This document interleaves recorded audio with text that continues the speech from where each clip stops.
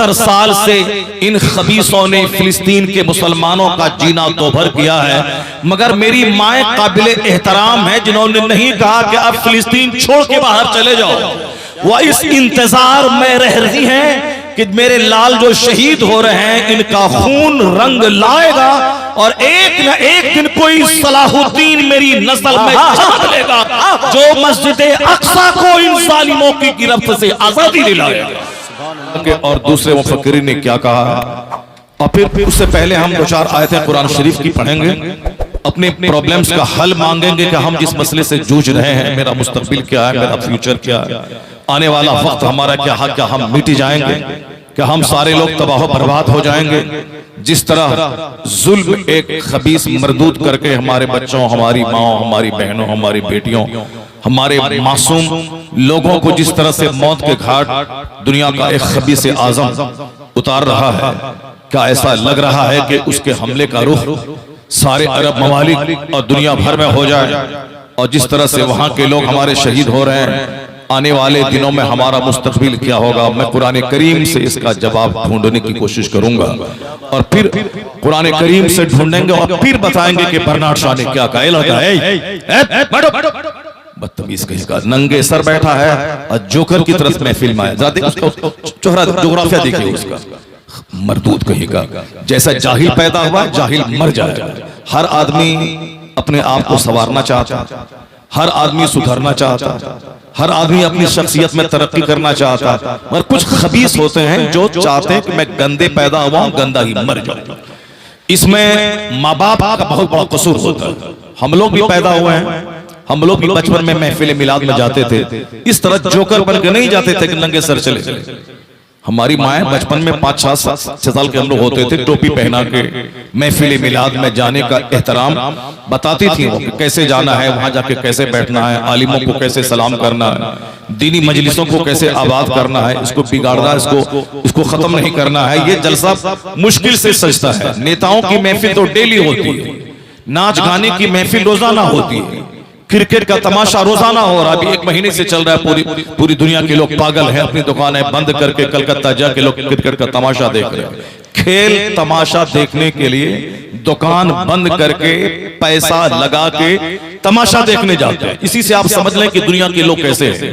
और ये लोग क्या इस्लाम मिटाएंगे जो खेल और तमाशे को अपनी जिंदगी का मकसद बना लिए हैं। ऐसा कभी नहीं होगा कि साहब कीड़े मकोड़े का पुजारी वो गालिब आ जाए। ऐसा कभी नहीं होगा कि छुचंदर और बंदर के सामने सर टेकने वाला सरबुलंद हो जाए। ऐसा कभी नहीं होगा कि साहब जानवरों को खुदा कहने वाला गालिब आ जाए। नहीं होगा। ये बात सच है कि खुदाए वाहिद का परस्तार कल भी गालिब था, आज भी गालिब है, गालिब है। इसमें कोई शक नहीं है, इसमें कोई डाउट नहीं है। तो तुम उसी खुदाए वाहिद के परस्तार हो और दुनिया वालों को बता देना है अपनी जिम्मेदारियों से कि हम शहीद होने वाले हैं, हम बुज़दिल होके मरने वाले नहीं। शहादत बहुत आला किस्म की मौत होती है, वह सबों को नसीब नहीं होती है। हम फिलिस्तीन के मुसलमानों की शहादत पे तरस नहीं खाते कि आहा वो मर गए। नहीं, उन माओं को मैं सलाम कहता हूं जो 70 साल से अपने लालों को गंवाने के बाद भी फिलिस्तीन छोड़ने की बात नहीं की। आज अगर पूर्णिया में कोई प्रॉब्लम पैदा हो जाए तो लोग पूर्णिया छोड़कर कटिहार चले जाएंगे। हिंदुस्तान में अगर रहना मुश्किल हो तो लोग यहां छोड़ के बर्मा और बांग्लादेश चले जाएंगे। लेकिन 70 साल से इन खबीसों ने फिलिस्तीन के मुसलमानों का जीना तो भर किया है, मगर मेरी माएँ काबिल एहतराम है जिन्होंने नहीं कहा कि अब फिलिस्तीन छोड़ के बाहर चले जाओ। वह इस इंतजार में रह रही हैं कि मेरे लाल जो शहीद हो रहे हैं इनका खून रंग लाएगा और एक न एक दिन कोई सलाहुद्दीन मेरी नस्ल में जन्म लेगा जो मस्जिद अक्सा को इन जालिमों की गिरफ्त से आजादी दिलाएगा। इसी आस में हमारी माएँ जी रही हैं। 70 साल से मर रहे हैं बच्चे, मकान गिर रहे हैं, मगर कभी भी फिलिस्तीन छोड़ने का ख्याल तक उसके दिमाग में नहीं आया। उन शहीदों के खून से पूछेंगे कि वो दिन कब आएगा। और फिर अभी वक्ती तौर पर मुसलमानों को जिस जिल्लत का सामना है, आखिर इसकी वजह क्या है? बस 2 ही 3 बार। इसकी वजह क्या है? मैं क्यों रुस्वा हो रहा हूं, वक्ती तौर पर ही सही, मैं क्यों रुस्वा हो रहा हूं, मैं क्यों जलील हो रहा हूं, ये सवाल भी मैं कुरान से करूंगा और ये सवाल भी कहूंगा कि आज आने वाले दिनों में हमारा अस्तित्व कैसा होगा, हमारा एग्जिस्टेंस कैसा रहेगा, ये सवाल भी हम कुरान से करेंगे, कुरान जवाब देगा।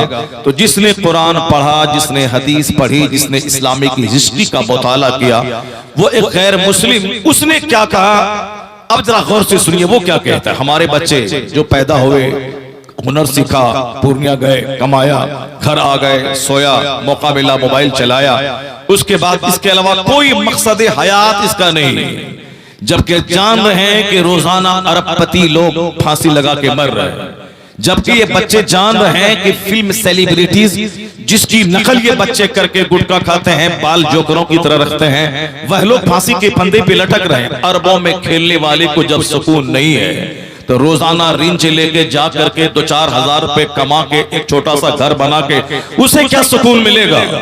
नहीं मालूम है कि फिल्म इंडस्ट्रीज के बेशुमार लोग जहर खा के मर रहे हैं। हम लोग अपने बेटों को कोटा भेजते हैं ताकि वहां जाके मेडिकल की तैयारी करके डॉक्टर बने, लेकिन अखबार की रिपोर्ट है कि हर महीने 10 से लेके 20 बच्चे वहां जहर खा के मरते हैं। चूंकि हम लोगों ने उम्मीदें अपने बच्चों से वाबस्ता कर ली कि मेरा बच्चा डॉक्टर बन के ही रहेगा।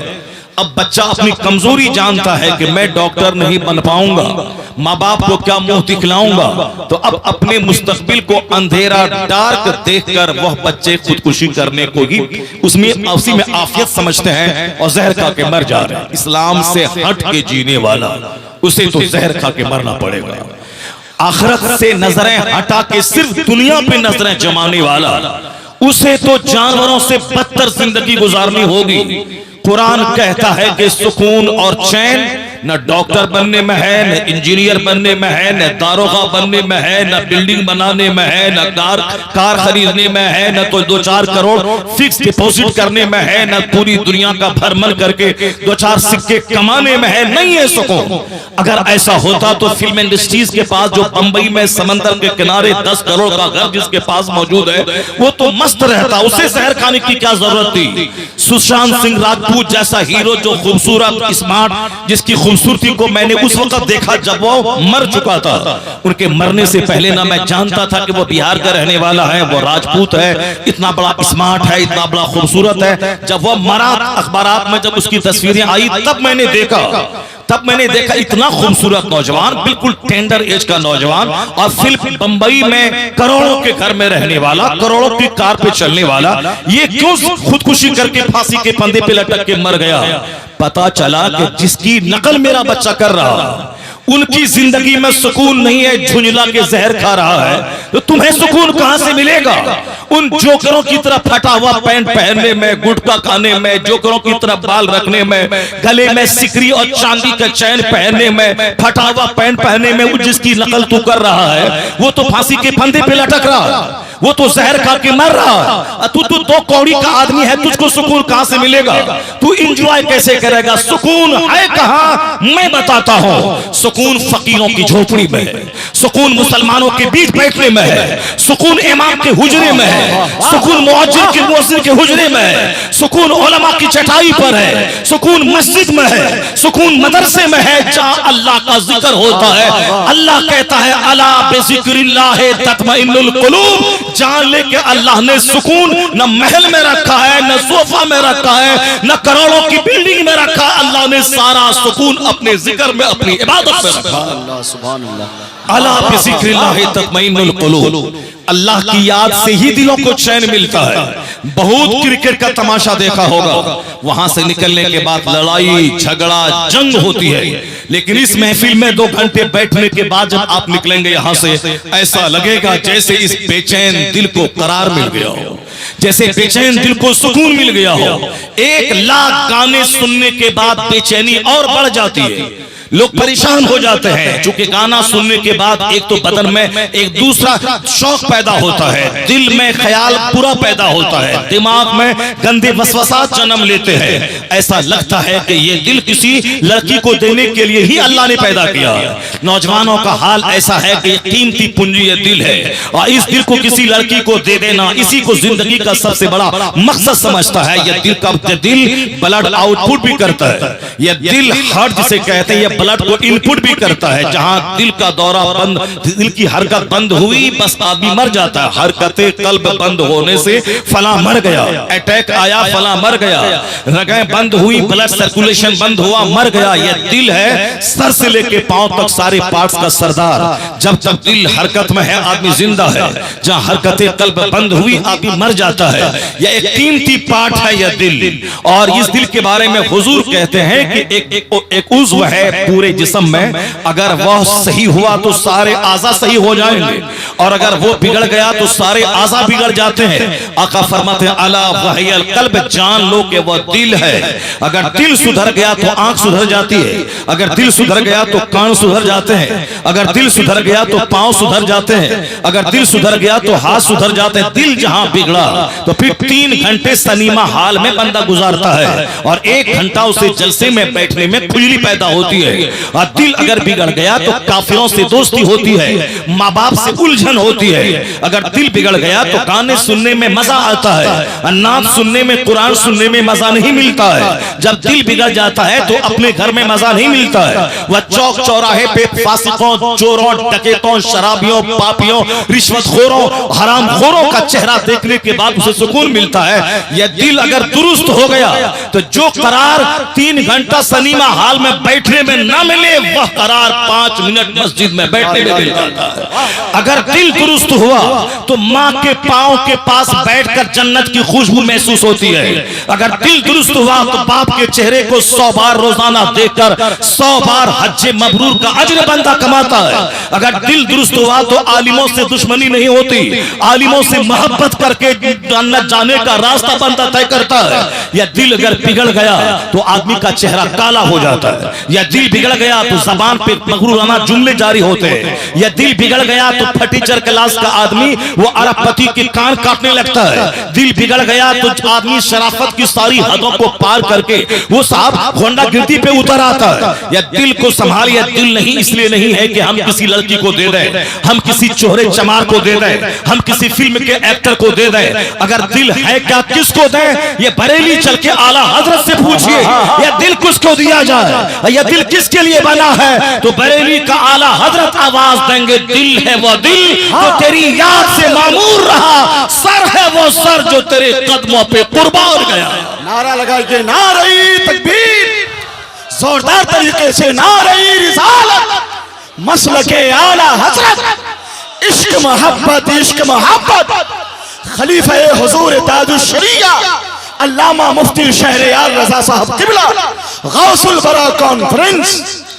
इस दिल को संभाल के रखिए, बहुत कीमती पूंजी है ये। आज जो हमारा घर उजड़ गया ये दिल के बिगड़ने का नतीजा है। आज जो हमारे बच्चे हमारे हाथ से निकल गए दिल के बिगड़ने का नतीजा है। आज जो समाज में रहने को दिल नहीं करता, गांव समाज छोड़ के भागने को दिल करता है, इसलिए कि दिल बिगड़ने का नतीजा है। वरना नहीं तो झोपड़ी में जन्नत का मजा मिलता है, वरना नहीं तो सूखी रोटी खाने में जो आदमी को मजा मिलता है वो बिरयानी खाने में नहीं मिलता। शर्त है कि दिल सुधर जाए। उस दिल के सुधरने के लिए वाज जरूरी है, उस दिल के सुधरने के लिए नेकों की सोहबत जरूरी है, उस दिल को संभाल के रखने के लिए अच्छी गुफ्तगू सुनना जरूरी है। जहां दिल बिगड़ गया बात बदल जाती है। जरा गौर से सुनिएगा कि गुफ्तगू का क्या असर होता है, तकरीर का क्या महत्व है इस्लाम में। वाजो नसीहत को इस्लाम ने किस सेंस में लिया है, बस सिर्फ मैं एक छोटा सा वाकया सुनाता हूं और दिल की गहराई से आप गौर से उसे सुने कि तकरीर का क्या महत्व है, वाज की क्या हैसियत है, क्यों हर जुमा के दिन तकरीर फर्ज है, चाहे 1 मिनट का खुतबा क्यों ना हो, वह शर्त है। जिस तरह बगैर वजू के नमाज नहीं, उसी तरह बगैर खुतबे जुमा की नमाज नहीं। ईदैन का खुतबा वाजिब है, निकाह का खुतबा सुन्नत है और जुमा का खुतबा फर्ज है, उसके बगैर नमाज जुमा ही नहीं होगी। शरीयत ने इतना एहतमाम क्यों किया है? एहतमाम इसलिए क्या है कि दिल फौरी चेंज हो जाता है। चटियल मैदान के पत्ते की तरह दिल उलटता पुलटता रहता है। आलिम के पास बैठा जन्नत जाने का जुनून पैदा हुआ, जहां नेता के पास बैठा झूठ बोलकर नेतागिरी करने का जुनून चढ़ जाता है, जहां डकैत के पास बैठा चोरी डकैती का ख्याल पैदा होने लगता है, जहां किसी दुनियादार को देखा अपने घर में भी 2 लाख का झूमर लगाने को दिल करने लगता है। जैसी सोहबत वो उसी तरह का हाल बंदे का पैदा होता है। तो इस्लाम चाहता है कि हर जुमा के दिन 5 मिनट का वाज सुना के दिल को मरने से बचा दिया जाए। इस्लाम चाहता है कि ईदैन का लंबा खिताब साल के 360 दिन के लिए रूहानी खुराक का काम करे। इस्लाम चाहता है कि सीरत की महफिलों में गौसे आजम का तज़किरा करके बंदे को किसी फिल्म हस्ती का गुलाम नहीं, उसे गुलाम गौस बना दिया जाए। इसलिए गौसे आजम के नाम की महफिलें होती है, गौसे आजम का चर्चा होता है, आला हजरत का चर्चा होता है, सरकार गरीब नवाज का चर्चा होता है, हसनैन करीमैन के नाम की महफिलें मुनक्किद होती है, ताकि हमारे दिमाग में यह रिंग बजे कि मैं किसी फिल्म हस्ती का गुलाम नहीं हूं, मैं तो गुलाम गौस हूं, मैं गुलाम ख्वाजा हूं, मैं गुलाम हसनैन हूं। इसलिए कि हदीस का कायदा कुल्लिया है कि जो जिससे मोहब्बत करेगा उसका हश्र उसी के साथ होगा। अल मरउ मअ मन अहब, बुखारी शरीफ की हदीस में आया है, a man will be with those हुम ही लव्स, आदमी उसी के साथ होगा जिससे वह मोहब्बत करता है। अगर यह दिल हमने किसी फिल्म के हीरो को दिया तो वह हीरो जहां जाएगा मरने के बाद वहीं उसके अपने फॉलोवर को लेके जाएगा। अगर हमने यह दिल किसी चमार को दिया तो चमार जहां जाएगा मरने के बाद वहीं मुझको भी जाना होगा। अगर मैंने दिल किसी क्रिकेटर को दिया तो क्रिकेटर जहां जहन्नम की आग में जलने जाएगा वहीं इसे भी जाना होगा। चूंकि मोहब्बत नकल चाहती है, मोहब्बत किसी का फॉलो करना चाहती है, महबूब की नकल मोहब्बत उसका तकाजा उसका डिमांड करती है। तो मन तशब्बहा बिकौमिन फहुवा मिनहुम, हदीस में आया है जो जिससे मुशाबहत रखता है उसका हश्र उसी के साथ होगा। साफ लफ्जों में जो सलमान, शाहरुख खान, अमिताभ बच्चन की तरह ड्रेस पहनेगा, जो उनकी तरह अंगूठी पहनेगा, जो उनकी तरह सिकरी पहनेगा, जो उनकी तरह पांव में धागा बांधेगा, वो तैयार है उनके साथ जहन्नम में जलने के लिए। और जो सरकार गौसे आजम की नकल करेगा, गरीब नवाज की नकल करेगा, आला हजरत की नकल करेगा, मस्जिद के इमाम की नकल करेगा, अपने उलमा की तकलीद करेगा, वो तैयार रहे जहां गौस जाएंगे उसी के साथ हो जाएगा। मन तशब्बहा बिकौमिन फहुवा मिनहुम, आदमी जिससे मुशाबहत रखता है उसका अंजाम उसी के साथ होगा। मैंने ये बातें आप तक इसलिए पहुंचा दी कि इस महफिल से उठते हुए आप जान लें कि हमें नकल किसी एक्टर और क्रिकेटर की नहीं करनी है, हमें नकल तो सरकार गौसे आजम की करनी है। अब गौसे आजम का कैरेक्टर क्या था, उसका कैरेक्टर का एक पार्ट आप समझ लें, फिर मैं बर्नार्ड शाह के पास जाता हूं, फिर वहां से लौट के कुरान शरीफ की 5 आयतों के पास आता हूं, फिर मैं 2-3 हदीस पढ़ता हूं, फिर एक वाकया मैं सुनाता हूं, उसके बाद मैं अपना खिताब खत्म करता हूं। आप जरा गौर से सुन लें कि किस तरह से सरकार गौसे पाक ने हमें दीन समझाया है, किस तरह से सरकार गौसे आजम की जिंदगी से हमें नूर मिलता है। मैं उनकी जिंदगी का 2-4 चैप्टर और खोलूंगा अगर टाइम मिला और आपने सब्र से काम लिया। 5 बजे तक बैठना है तो असद भाई को 1 घंटा सुनना है, बस थोड़ा सा सब्र कर ले और फिर दिल को जिंदा करने वाली कुछ बातें आप तक पहुंच जाए। नौजवानों ने बड़ी मेहनतें की हैं, आपको दावत दे के बुलाया है, इसलिए नहीं बुलाया किसी पप्पू यादव को सुनने के बाद यहां से चले जाए, नहीं, इसलिए बुलाया है ताकि किसी आलिमे रब्बानी को सुनकर अपने मरे हुए दिल को जिंदा करके यहां से जाया जाए।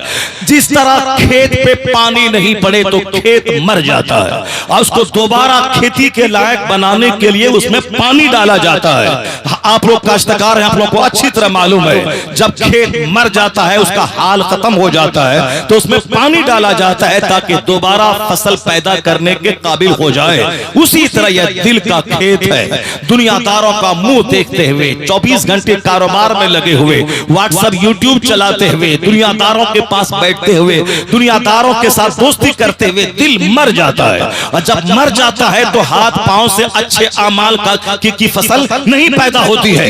अब अगर यह दिल मर जाए तो करना क्या है? जैसे जमीन को जिंदा करने के लिए पानी चाहिए, उसी तरह इस दिल को जिंदा करने के लिए वाजो नसीहत का पानी चाहिए। और जहां कुरान हदीस के वाज का पानी दिल को पड़ता है, यह दिल दोबारा जिंदा होता है। जहां दिल जिंदा हुआ, हाथ पांव से अच्छे कामों का सुदूर और ज़हूर होने लगता है। यह दिल जब जिंदा होता है तब जबान पे सच आता है। यह दिल जब जिंदा होता है तब कान में अच्छी बातें समाज से टकराती है। जब दिल जिंदा होता है तो दिमाग में कचरा नहीं बल्कि लोगों के तई अच्छा ख्याल आता है। जब दिल जिंदा होता है तो पांव सलीमा हाल की तरफ नहीं मस्जिद की तरफ जाता है। और जब दिल जिंदा होता है तो पेट में हराम गज़ा नहीं, इसमें हलाल गज़ा डाली जाती है, डालने का ख्याल पैदा होता है। यानी हाथ से भी अच्छा काम, पांव से भी अच्छा काम, कान से भी अच्छा काम, जबान से भी अच्छा काम, दिमाग से भी अच्छा काम, सारे आज़ा से अच्छा काम होने लगता है। कब? जब दिल की जमीन जिंदा हो जाती है। और दिल मरता कैसे है, बस पहले मैं आपको ये बता दूं। ग़ज़वा हुनैन के मौके पर एक बात सामने आई थी। हुजूर ने माले गनीमत खूब बांटा। किसके दरमियान? जो नए नए कलमा पढ़ के मुसलमान हुए थे।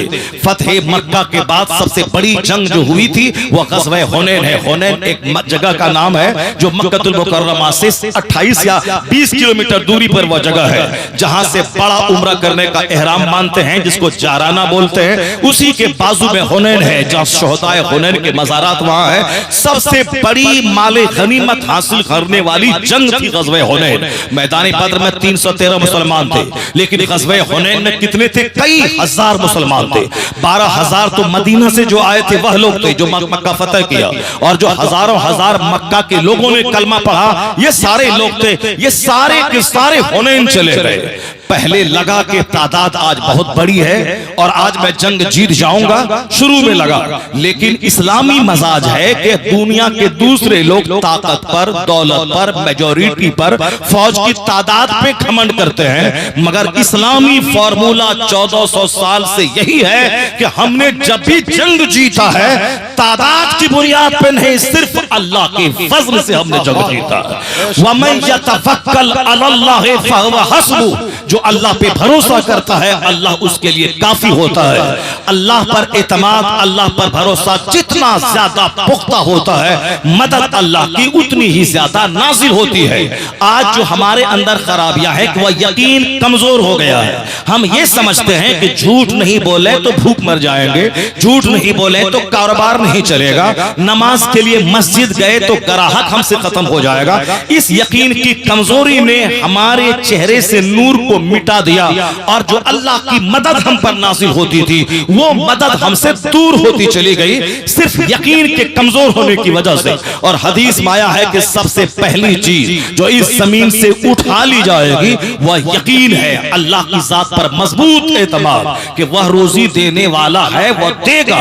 चाहे एक बच्चा रहे तो भी देगा, चाहे 100 बच्चा रहे तो भी देगा, चाहे मैं कमाऊं तो भी देगा, या मैं मामूली सी मेहनत करूं तो भी देगा।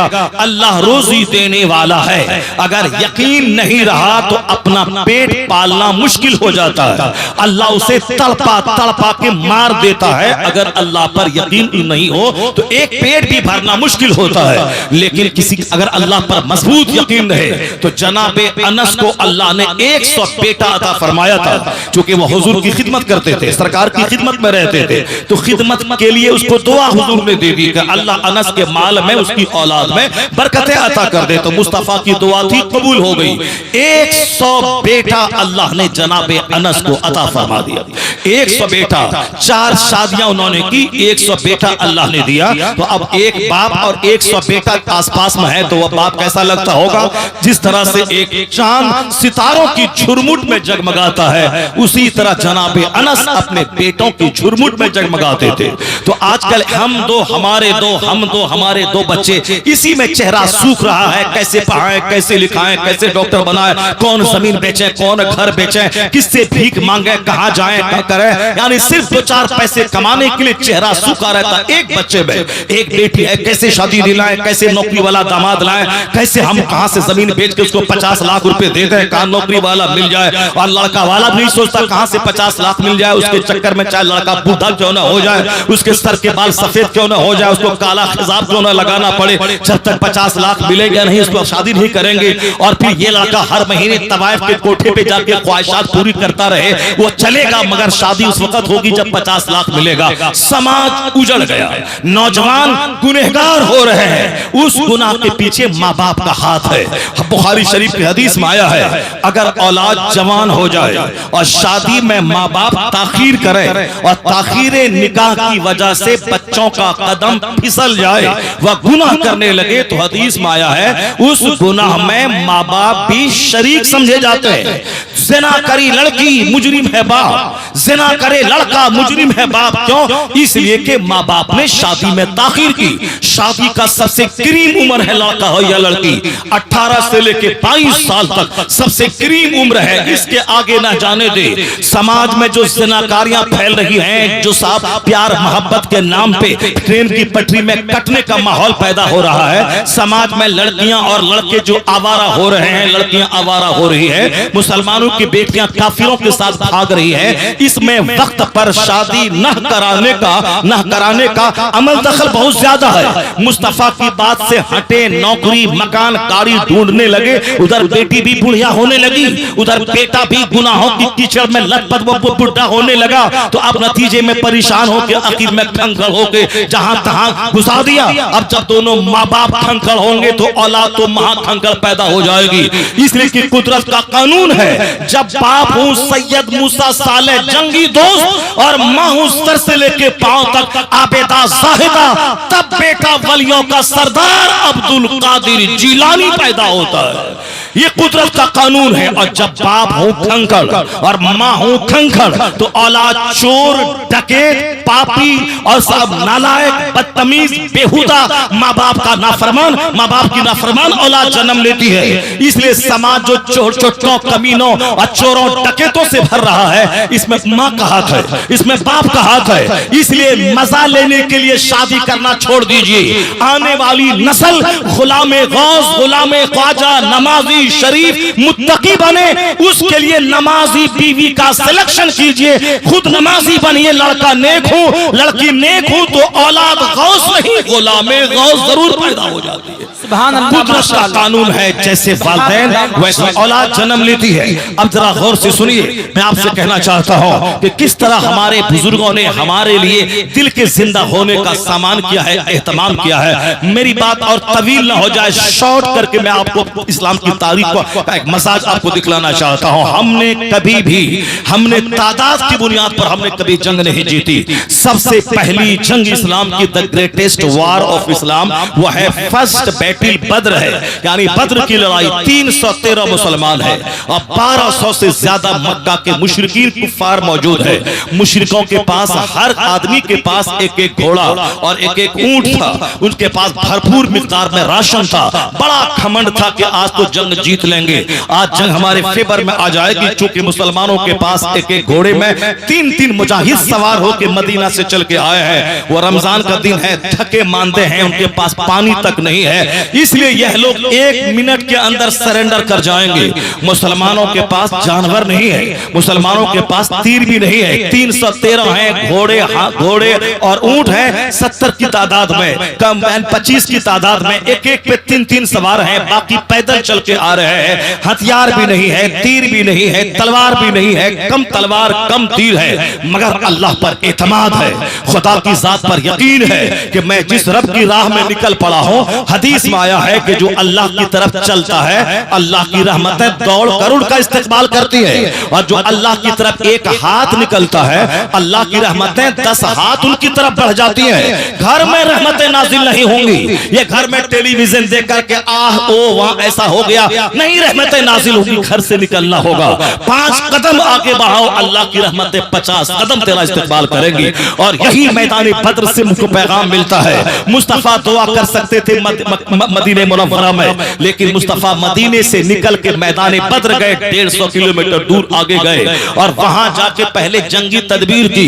सहाबा कराम के हाथ में तलवार दे दी और तीर दिया और जंगी मश्क करा दी। अगर हमला दाहिने से हो तो क्या जवाब देना है, बाएं से हो तो कैसे जवाब देना है। और ये अलम बरदार इस्लाम शहीद हो जाए तो इस्लाम का झंडा किन के हाथ में जाएगा, वो अगर शहीद हो जाए तो ये झंडा कौन थामेगा। ऐसा नहीं कि जंग में निकले हैं तो जान बचा के वहां से वापस आएंगे, वह दूसरे लोग हैं जो जान बचाने जाते हैं, इसलिए वो अंदर घुसने के बाद वो भाग जाते हैं। और एक एक आदमी की जान कीमती है, बुज़दिली का मुजाहिरा करते हैं। अगर दुनिया वाला देख रहा हो तो वह देख ले, ये खबीस मरदूद यहूदी फौज वह गजा के अंदर दाखिल होने के बाद वहां से वह भाग रही है जान बचा के। मगर उन मुजाहिदीन को सलाम कीजिए कि जो टैंक पे चढ़ के शहीद होके इस्लाम बचाना चाहता है। इस्लाम बचाने वाला कभी शिकस्त नहीं खाता। जो शहादत हासिल करना चाहता है वो तो पूरी एनर्जी के साथ दुश्मनों के दांत खट्टे कर देता है। और जो चाहता है कि मैं लड़ूं भी और जान बचा के वापस आ जाऊं, वो हर महाज पे नाकाम होता है। इसलिए पूरी इस्लामी तारीख में वक्ती तौर पर काफिरों को तो लगता है कि अब ये गालिब आ गया, मगर जीत हमेशा सच्चाई की होती है और जीत हमेशा हक्कानियत की होती है। और लगे पसाहिर के हक थोड़ा दब रहा है, कमजोर पड़ रहा है, लेकिन अंततः जीत हक के फेवर ही में होती है। और ये भी दुनिया जान लेगी और आप जान ले, मैं बताऊंगा तकरीर के आखिरी हिस्से में। चाहे 1000 इसराइल नाचे कूदे, चाहे 1000 अमेरिका उसकी पुष्ट पनाही करे, चाहे 1000 अमेरिका अपने नौजायदा बेटे इसराइल को माल से, दौलत से, मिसाइल से, एटम बम से उसकी मदद करे, चाहे 1000 वो बम बरसाए, अगर आप जिंदा रहे तो ठीक है, अगर आपकी औलाद जिंदा रही तो ठीक है। वो औलाद जरूर देख लेगी कि ना अमेरिका का वजूद रहेगा, ना इसराइल का वजूद रहेगा, क्या रहेगा, कोई गुल बाकी रहेगा, न चमन रह जाएगा, पर रसूलुल्लाह का दीने हसन रह जाएगा। माशाअल्लाह, नारे तकबीर, नारे यहूदियत रहेगी, ना अमेरिका नाम का कोई मुल्क रहेगा। यही तो मैं कहना चाहता हूँ। हमारे लोग कुरान नहीं पढ़ते, हमारे लोग हदीस नहीं पढ़ते, इसीलिए कंफ्यूजन के शिकार हैं कि मेरा मुस्तकबिल क्या होगा। मगर बर्नार्ड शॉ ने क्या कहा, if any religion has a chance of ruling over England and Europe within the next 100 years it is Islam. Bernard Shaw कहता है कि ऐसा लग रहा है इस्लाम की सच्चाई जो जग जाहिर हो रही है, जो तहकीकात और रिसर्च की वादी में गोता लगाकर जो माहिरीन उलूम व फनून है वह इस्लाम के दामन में करीब से करीब तर होते जा रहे हैं। आने वाले वक्त में जब लोगों के अपने हाथ से पैदा की हुई उलझनें जब बढ़ जाएंगी, लोगों ने अपनी जिंदगी को पेचीदा और कॉम्प्लिकेटेड बना लिया है। अच्छा मकान, अच्छा घर, अच्छी गाड़ी की ख्वाहिश ने लोगों को अंदर से कमजोर बना दिया है। दौलत की हवस ने इसको बेचैन और बेकरार कर दिया है। इस बेचैनी का इलाज किसी के पास है नहीं, सिर्फ इस्लाम के पास है। तो जब दुनिया तबाही का तमाशा देखकर सुकून की तलाश में इस्लाम की तरफ आएगी और इस्लाम उसे करार देने का वादा करेगा, तो वह कहते आने वाले 100 साल के भीतर पूरा यूरोप, पूरा इंग्लैंड कलमा पढ़कर मुशर्रफ इस्लाम हो जाएगा। If any religion has a chance of ruling over England and Europe within the next 100 years it is इस्लाम। आने वाले 100 साल के भीतर पूरे यूरोप महाद्वीप में कोई मजहब हुकूमती मजहब बनने वाला है तो वह मजहब इस्लाम बनने वाला है। और कैसे बनने वाला है, बर्नार्ड शॉ ने आगे उसका डिटेल्स, उसकी तफसील और उन्होंने बयान की है। आपकी तवज्जो रही तो मैं पहले ग़ज़वे हुनैन का वह चैप्टर मुकम्मल कर दूं, उसके बाद फिर मैं बर्नार्ड शॉ का वो डिटेल्स आपके सामने रखता हूं कि उसने कैसे कहा कि पूरे यूरोप में इस्लाम छा जाएगा। उसने कैसे कहा कि पूरे यूरोप महाद्वीप में सिर्फ एक मजहब इस्लाम रहेगा। मैं चाहता हूं कि आपकी मायूसियत दूर हो जाए, मैं चाहता हूं कि आपका सीना बाग बाग हो जाए, मैं चाहता हूं कि आप कुरान की सच्चाई जान लें। ये अखबार जो पढ़ते हैं और हिंदुस्तान की जो गोदी मीडिया है जो हर वक्त मोदी मोदी मोदी मोदी गोदी गोदी ये मीडिया कर रही है, ये मीडिया वाला आज से 25 दिन पहले कह रहा था कि 7 तारीख को हमला हुआ है और 9 तारीख को गजा खत्म हो जाएगा, 8 तारीख को फिलिस्तीन का नामो निशान मिट जाएगा। अमेरिका आ रहा है, अपना तोप भेज रहा है, अपना अपना युद्ध पोत भेज रहा है, अपना जंगी बेड़ा भेज रहा है। अब 5 दिन के अंदर इसराइल, फिलिस्तीन और गजा नाम का कोई मुल्क दुनिया में नहीं रहेगा। हमास को पता चल जाएगा कि फिर इसराइल से टकराने का नतीजा क्या होता है। अब हमारा टैंक खड़ा है, मेरी फौज खड़ी है, अब 10 मिनट के बाद घुसने वाली है और 3 दिन के बाद इसका नामो निशान मिट जाएगा। लेकिन आज 1 महीना होने जा रहा है, अब पता चल गया कि सिर्फ एक झूठ का पोल कैसा होता है, अब पता चल गया अल्लाह पर यकीन का जलवा कैसा होता है। अब मुट्ठी भर ये दीवाने पूरी दुनिया को हिलाने की ताकत रखते हैं। आज नहीं तो कल दुनिया देखेगी कि हर शहर, हर मुल्क, हर दरख्त के पास इस्लाम दाखिल होगा और एक मजहब इस्लाम और एक मसलक अहले सुन्नत व जमात रहेगा। इसके अलावा कुछ नहीं। कैसे होगा मैं तफसील से बताऊंगा कि बरनार शाह ने आगे क्या लिखा है। पहले ये बता दूं कि यकीन अल्लाह पर अगर मजबूत रहे तो अल्लाह कहां से रोजी देता है, यकीन रहे तो अल्लाह कैसे फतह देता है, यकीन रहे तो कैसे अल्लाह भंवर से कश्ती को निकाल देता है, यकीन रहे तो अल्लाह ताला कैसे 5 नहीं 50 औलाद वाले को रोजी कहां से देता है। जिस गौसे आजम के नाम की कॉन्फ्रेंस हो रही है वह गौसे आजम की 4 शादी थी, उसके पास 49 औलाद थी, 49 औलाद। यहाँ 2 बेटा है तो चेहरा काला हो गया, 4 बेटी है तो चेहरा लाल है, चेहरा काला है कि शादी कहां से कराएंगे, कौन जमीन बेचेंगे, कौन घर गिरवी रखेंगे। 4 बेटी में पागल हो गए। यहाँ 49 औलाद है गौसे आजम की, न इबादत में खलल है, न रियाजत में खलल है, न वजीफे में खलल है। 40 साल तक इशा के वजू से फज्र की नमाज पढ़ रहे हैं। 40 साल तक उनके मुरीद का बयान है कि मैंने एक दिन भी ऐसा नहीं देखा 40 साल लंबे पीरियड में कि गौसे आजम ने रात में थक हार के जी भर के पीठ को बिस्तर पे लगा के चैन से आराम किया हो। उनका मुरीद कहता मैं 40 साल से मैंने एक रात भी अपने शेख को पीठ लगा के जमीन से सोते हुए नहीं देखा। अब ये 49 औलाद है, 4 बीवियां हैं और फिर सुबह से लेकर दोपहर तक बच्चों को पढ़ाना है और फिर 70 हजार के मजमे को खिताब भी करना है। ये आयरन बॉडी कहां से आई और ये दिन की खिदमत का जज्बा कहां से आया और 4 बीवी 49 औलाद कहां से पैदा हुई। तो दिन में थोड़ा सा कैलूला कर लिया करते थे, वही थोड़ा सा कैलूला सेहतमंद रहने के लिए काफी होता था और फिर इबादत, रियासत, खिताबत, तकरीर वगैरह इस तरह डिवोट होके करते थे कि एक बार 70 हजार का मजमा था, गौस पाक खिताब कर रहे हैं, किसी ने आके बोला हुजूर आपके बेटे का इंतकाल हो गया। अगर अभी कह दे कि साहब आपके बेटे का इंतकाल हो गया है, न तकरीर करने वाला नजर यहाँ आएगा और न मजमे में से किसी का बेटा मर जाए न वो यहाँ नजर आएगा। चूंकि आदमी खुशहाल रहता है तो अल्लाह अल्लाह समझ में आता है और जहाँ कोई मुसीबत आ गई तो आदमी नमाज रोजा सब भूल जाता है। जबकि इस्लामी मजाज यह है कि बेटे का जनाजा निकले तो भी नमाज पढ़ना है, अब बेटी की बारात आए तो भी नमाज पढ़ना है, कोई आंधी तूफान बम्बर से तो भी नमाज माफ नहीं है। और जो बंदा जिस हाल में जीना चाहता है अल्लाह उसके लिए उसी तरह के वसाइल पैदा फरमा देता है और जो सो करके सारी जिंदगी गुजारना चाहता है वो उसी तरह सारी जिंदगी सोने की नजर हो जाती है। और जो रोजी रोटी कमाने के बाद नमाजों की पाबंदी के साथ जीना चाहता है वो रोजी रोटी भी कमा लेता है और उसकी कोई नमाजें कज़ा तक नहीं होती। उसके लिए मॉडल है गौसे पाक की जिंदगी के 40 साल तक इशा के वजू से फजर की नमाज आपने अदा की और 49 औलाद कभी चेहरा मैला नहीं हुआ कि इन बच्चों को कैसे पालेंगे, इन बच्चों को कैसे खिलाएंगे, ये 4 बीवी आपस में लड़ेगी इसको कैसे खिलाएंगे। नहीं गौसे आजम से पूछे मेरे शेख ये 49 औलाद को कैसे आपने पाला और इबादत में कोई फर्क नहीं पड़ा। यहाँ तो 4 बच्चे हैं और चेहरा हकलान है, यहाँ तो 5 बेटियां हैं, आदमी हैरान परेशान है, यहाँ आदमी का चेहरा हवास बाखता है। आखिर इसमें राज क्या है। 49 औलाद के बावजूद कभी रोजी की फिक्र नहीं आई, कभी आप नहीं सोचा कि बच्चों की शादी कैसे दिलाएं, इनका घर कैसे बना के दें, इन बच्चों को खाना कैसे खिलाएं। तो गौसे आजम का जवाब होगा बंदे वमन यतवक्कल अलल्लाहि फहुवा हस्बुह, कुरान कहता है जो अल्लाह पे भरोसा करता है अल्लाह उसके लिए काफी हो जाता है और वहां से रोजी देता है जहां से बंदा सोच नहीं सकता है। वमन यत्तकिल्लाह यजअल लहू मखरजा व यरज़ुक़हु मिन हैसु ला यहतसिब, जो अल्लाह से डरता है तकवा की जिंदगी बसर करता है अल्लाह उसे मुश्किलात से निकलने का रास्ता पैदा फरमा देता है और वहां से रोजी देता है जहां से बंदा सोच नहीं सकता है। यकीन की कमजोरी ने मुझे कहीं का नहीं छोड़ा और यकीन की वजह से ही मुसलमानों को फतह मुबीन मिलती है। मैदान बद्र में 313 और 1200 लश्कर से टकरा गई ये फौज, जिसके पास राशन, हथियार, घोड़े, ऊंट सब मौजूद है, मगर मालूम है 70 सरदार आए थे काफिरों की तरफ से। और इधर ये कौन लोग थे? मदीना के किसान, काश्तकार, अंसार लोग थे।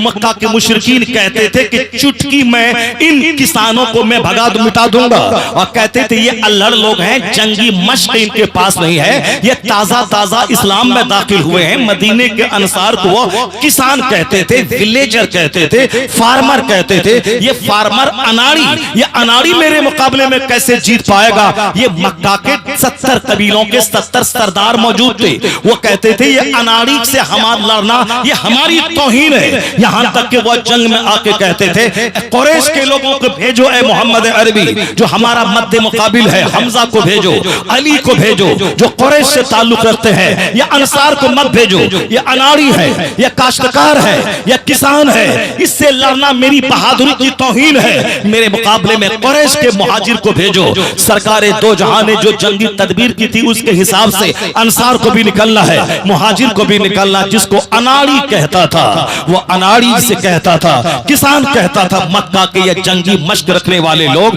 5 मिनट के बाद जब जंग का नक्शा पलटा है और ये किसान जिसे अनाड़ी कहता था, इधर तो हुजूर ने सब बंदी कर दी और जंग लड़ने का तरीका बता दिया, और उधर मुस्तफा एक झोपड़े के पास खड़े होकर रो रो के दुआ करने लगे, इलाही फतह नाजिल फरमा, अगर मुट्ठी भर फौज आज हार गई तो कयामत तक तेरी इबादत न हो पाएगी। इलाही तू अपना वादा सच्चा करके दिखा। मैं बताता हूं कि दुनिया में जंग जीतने का असल नुस्खा क्या है, और हमने 1400 साल में जो सारी दुनिया में हुक्मरानी की है, हमारे मजहब ने उसमें तलवार तफन का दखल कम रहा है, उसमें ज्यादा तवक्कुल और एतमाद और यकीन और भरपूर एतमाद का हाथ रहा है। या 313-1200 फौज से टकरा गए जिसे अनाड़ी कहा जाता था चंद घंटे के अंदर में।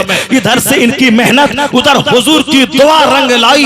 12,000 फरिश्ते आसमान से जमीन पे उतर पड़े और जंग मुसलमानों के फेवर में इस तरह गई कि 70 कबीलों का 70 सरदार बुरी तरह मारा गया और 70 गिरफ्तार हुआ, और बाकी जो बचे वो भाग खड़े हुए। यूरोप का दानिश्वर कहता है इस्लाम नहीं मिटा पाओगे दुनिया वालों, इसलिए कि इस्लाम उसी दिन मजबूत हो चुका था जिस दिन मैदान बद्र में 313 को फतह मुबीन हासिल हो गई थी। सुभान अल्लाह। नारे तकबीर, नारे रिसालत, मसलके आला हजरत अल्लामा डॉक्टर शहरियार रज़ा साहब क़िबला।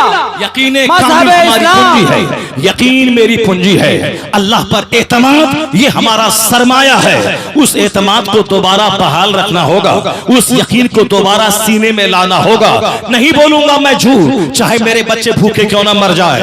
मैं नहीं खेलूंगा जुआ, चाहे मेरे बेटे भूखे क्यों ना मर जाए। जरा सा करके तो देख ले, जुआ छोड़ के तो देख ले, झूठ छोड़ के तो देख ले। इधर झूठ छोड़ेगा उधर अल्लाह रोजी के दरवाजे खोल देगा, क्योंकि अल्लाह ही कायनात चलाने वाला है और सारी दुनिया अल्लाह चलाता है, वही मालिक है, वही सबका राज़िक है। वक्ती तौर पर दुश्मन नाचे कूदे उछले, अंततः जीत सच्चाई की होती है। मैदान बद्र की जीत बताती है कि हम तादाद के बल पे कभी नहीं जीते हैं, हम तो हिम्मत और हौसला और जज्बात की बुनियाद पे जंग जीते हैं। ग़ज़वे हुनैन की बात चली थी, ग़ज़वे हुनैन में भारी तादाद मुसलमानों की थी। वहां तो 313 थे, यहां लगभग 25,000 के करीब मुसलमान थे कमोबेश। ये सारे मुसलमान ग़ज़वे हुनैन में थे। शुरू में लगा तो चुटकी में इन काफिरों को मिटा देंगे। इंसान होने के नाते एक ख्याल दिमाग में आया।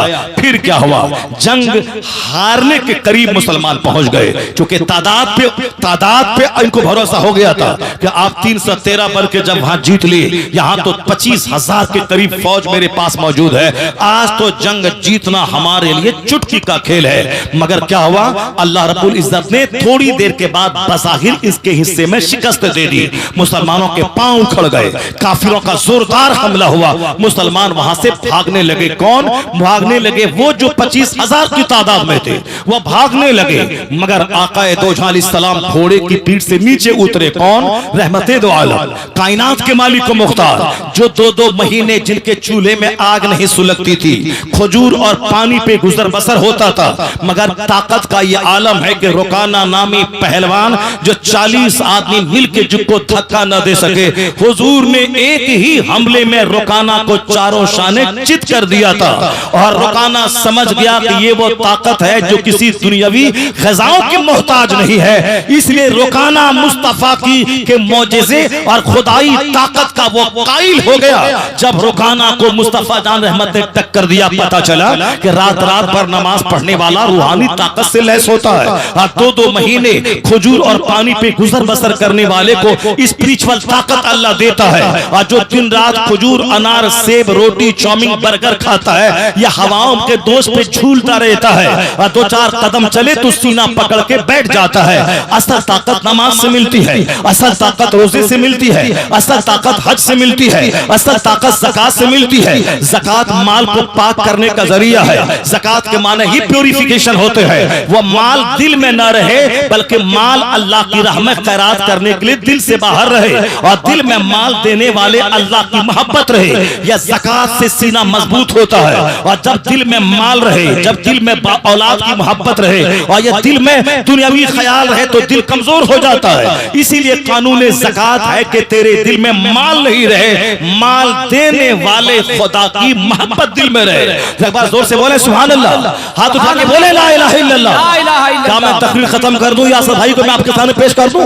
असद भाई तो आएंगे ही, मगर थोड़ी देर मेरी तकरीर तो आप सुन लें। मैं जिस यकीन और जिस भरोसे की बात कर रहा हूं, आज जरूरत है कि हमारे बच्चे खूब मेहनत से काम करें, हमारे बच्चे पढ़े लिखें, हमारे बच्चे घर से निकल के पूर्णिया जाके हलाल रोजी हासिल करें, मगर कभी हराम को टच न करें कि हलाल का 1 रुपया हराम के 1 करोड़ पे भारी हुआ करता है। हलाल के माल में बरकत होती है, हलाल खा के दुआ कबूल होती है, हलाल खाकर औलाद की सोच पाकीज़ा होती है, हलाल खाने के बाद काफिरों के दिल में अल्लाह रौब डाल देता है, हलाल खाने के बाद हमारा बुज़दिल भी उनके ताकतवरों पे गालिब आ जाता है। आज जब से मैंने हराम की तरफ दिमाग लड़ा दिया, तब से हमारा चेहरा, हमारा सीना बुज़दिल डरपोक हो गया, हमारा चेहरा काफिरों के सामने बुझा बुझा रह रहा है। हजरत सौबान रावी हैं, अबू दाऊद शरीफ की हदीस में आया है, सरकारे दो जहां फरमाते हैं आखिर जमाने में ऐसा होगा जिस तरह से दस्तरखान बिछाने के बाद लोगों को आवाज दी जाती है कि आओ खाना खाओ,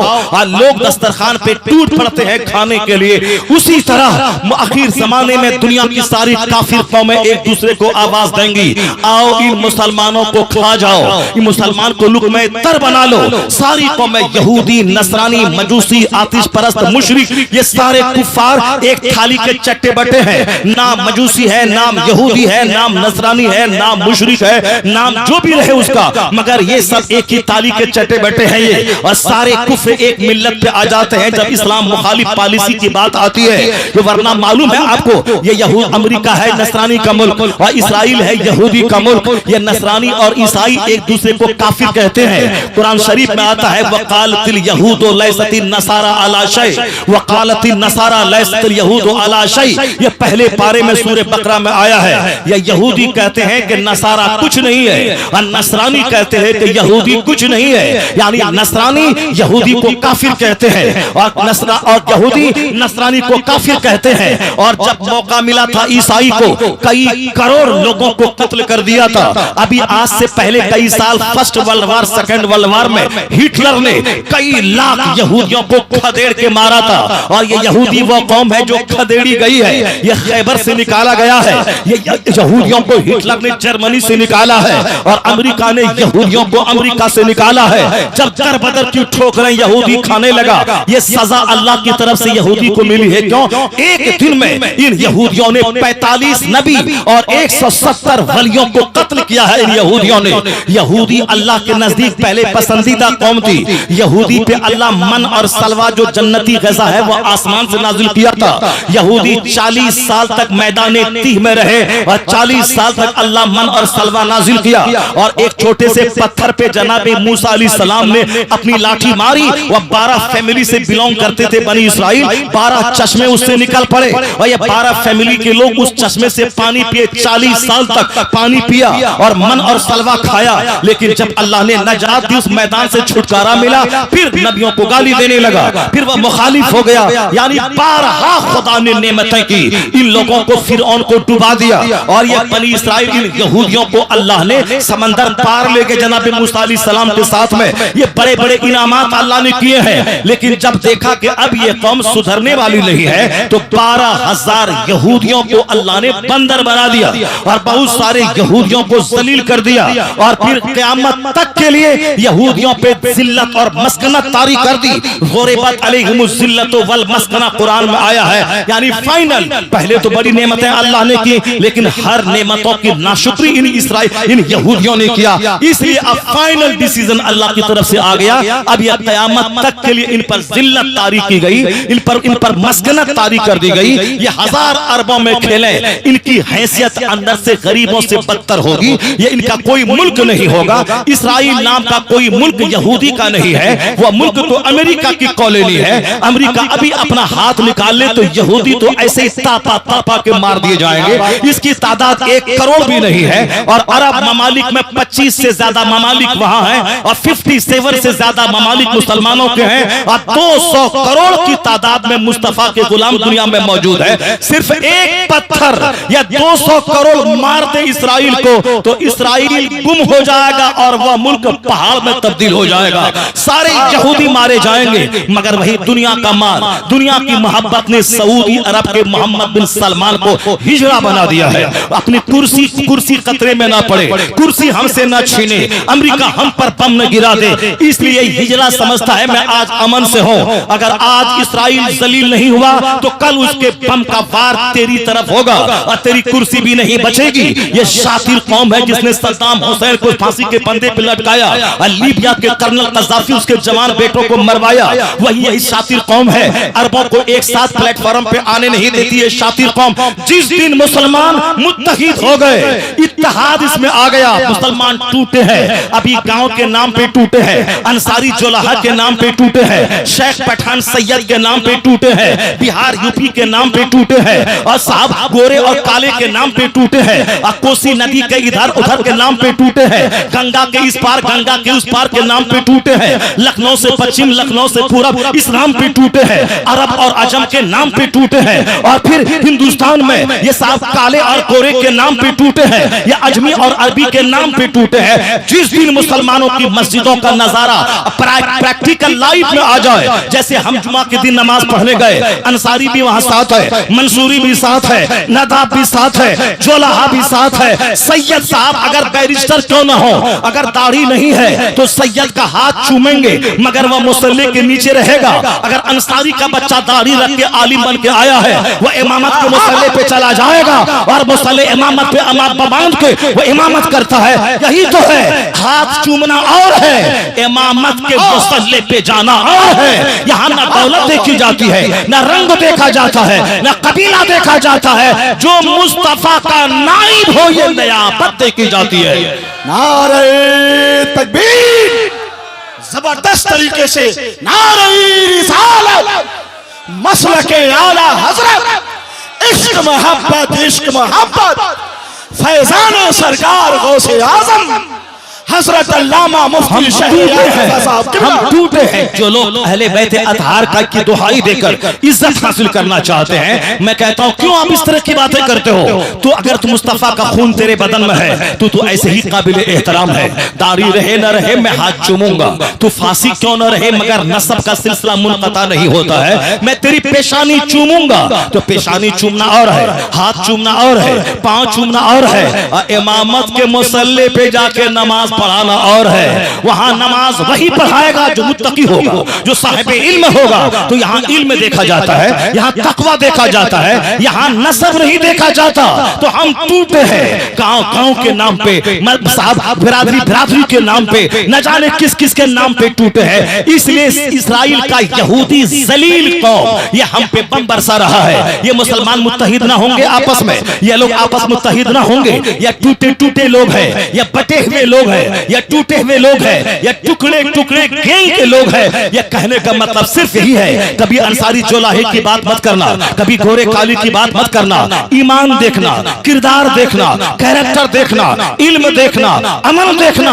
अगर कोई अंसारी अगर साहिबे तकवा साहिबे इल्म है तो शायद को चाहिए अपनी बेटी दे दे, शायद को चाहिए अपनी बेटी दे दे। इसलिए कि इल्म देखा जाता है, तकवा देखा जाता है, न कि रंग देखा जाता है। जिस तरह मस्जिदों में एक साफ में खड़े हो गए महमूदो आया, न कोई बंदा रहा न कोई बंदा नवाज। या दिल्ली का वो पाखंडी व रेपिस्ट क्या जाने इस्लाम क्या है, या बदतमीज इस्लाम के खिलाफ जबान खोलता है। उस बदतमीज खबीस मरदूद के मुंह पे मैं पेशाब करता हूँ और मैं तुम्हारी बोली को पांव के नीचे रौंद देता हूँ। इसी हिंदुस्तान में एक हिंदू औरत थी सरोजनी नायडू, वह हिंदू थी, वह ब्राह्मण थी, यह पाखंडी की तरह नहीं, वह बहुत बड़ी शायरा थी।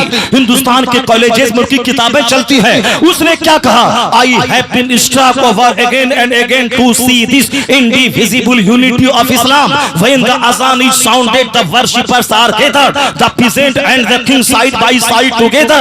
The best embodiment of democracy can be seen 5 times a day in the mass. वह हिंदू औरत तो थी, वो क्या कह रही है, मैं जमहूरियत डेमोक्रेसी प्रजातंत्र के बारे में सुनती हूँ, लेकिन जब मैं मुसलमानों की मस्जिदों में नमाज का सिस्टम देखती हूँ, अजान होती है, अमीर गरीब एक सफ में खड़े होते हैं, तो जमहूरियत का शानदार नमूना 5 वक्त मस्जिदों में देखने को मिल जाता है। वह कहती है, you find in London an Indian an Algerian and a Turk, India is the motherland of one, Turkey is the motherland of another, but when they stand in prayer it makes man instinctively a brother. वो क्या कहती है सरोजनी नायडू, एक आदमी India से गया England में, एक अल्जीरिया से आया, एक तुर्की से आया।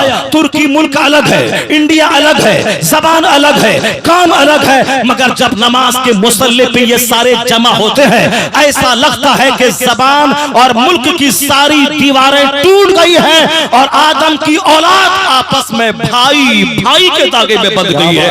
वह कहती है, the best embodiment of democracy can be seen 5 times a day in the mass. गुड़ और गोबर में इत्तेहाद नहीं होगा, गुड़ और गोबर में इत्तेहाद नहीं होगा, कुफ्र और इस्लाम में इत्तेहाद नहीं होगा, गुस्ताखी रसूल में, गुस्ताखी रसूल और आशिक रसूल में इत्तेहाद नहीं होगा। जिसने नबी की तौहीन की उससे हमारा कोई रिश्ता नाता नहीं है, न शादी ब्याह न रिश्ता नाता कोई नहीं है। मगर जो लोग आपस में आशिक रसूल है, ये रंग के नाम पे ना टूटे, ये बरादरी के नाम पे ना टूटे, ये पीर मुरीद के नाम पे ना टूटे, ये इलाके के नाम पे ना टूटे, ये खानकाहों के नाम पे ना झगड़े। इसमें तो इत्तेहाद हो शीशा पिलाई हुई दीवार की तरह। जिस दिन ये मुसलमान हो गया, तलवार से नहीं इत्तेहाद से यहूदी टुकड़े टुकड़े हो जाएगा। इसलिए कि जो काम तलवार और तफंग से नहीं निकलता, कभी कभी वह काम मुसलमानों की दुआओं से निकल जाता है, कभी कभी वह काम मुसलमानों के इत्तेहाद से निकल जाता है। टुडे वी आर वीक, आज हम कमजोर हैं, इसलिए कि हम अपने पड़ोसी से टूटे हैं, हमें पड़ोसी से प्यार नहीं है, हम अपने भाई से टूटे हैं। ऐसा लगता है कि हम जंगली हैं, ऐसा लगता है कि हम रस्टिक हैं, ऐसा लगता है कि हम गंवार हैं। एक माँ के पेट से पैदा होने वाला 3 भाई, या तीनों आपस में टूटा है, एक दूसरे से बात नहीं कर रहा, एक दूसरे का चेहरा नहीं देख रहा है। यही इस्लाम ने सिखाया है, नफरतों की खेती करना, नफरतों में सारी जिंदगी जीना, हमेशा एक दूसरे की ग़ीबत करते रहना, यही इस्लाम ने सिखाया है।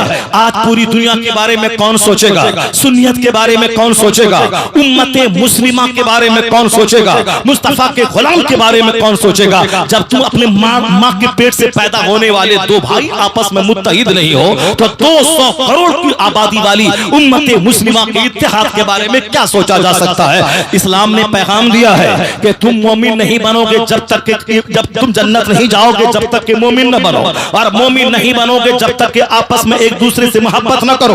हुजूर फरमाते हैं ला तदखुलूनल जन्नत हत्ता तुमिनु वला तुमिनु हत्ता तहाबू। ये कुरान के बाद जो सबसे मोतबर किताब बुखारी है उसकी हदीस में आया है। हुजूर कहते हैं तुम जन्नत में नहीं जाओगे जब तक कि मोमिन न बन जाओ, और मोमिन नहीं बनोगे जब तक कि आपस में मोहब्बत न करो। यहाँ हर आदमी 1.5 ईंट की मस्जिद बनाए हुआ है। एक गांव में 100 आदमी है, 100 लोग आपस में टूटे हुए हैं। कोई खानदान के नाम पे टूटा है और कोई खानदान में 5 भाई है, 5 आपस में टूटा हुआ है। इन नफरतों के समाज में कैसे जीते हैं? इन नफरतों के समाज में कैसे घर में मन लगेगा?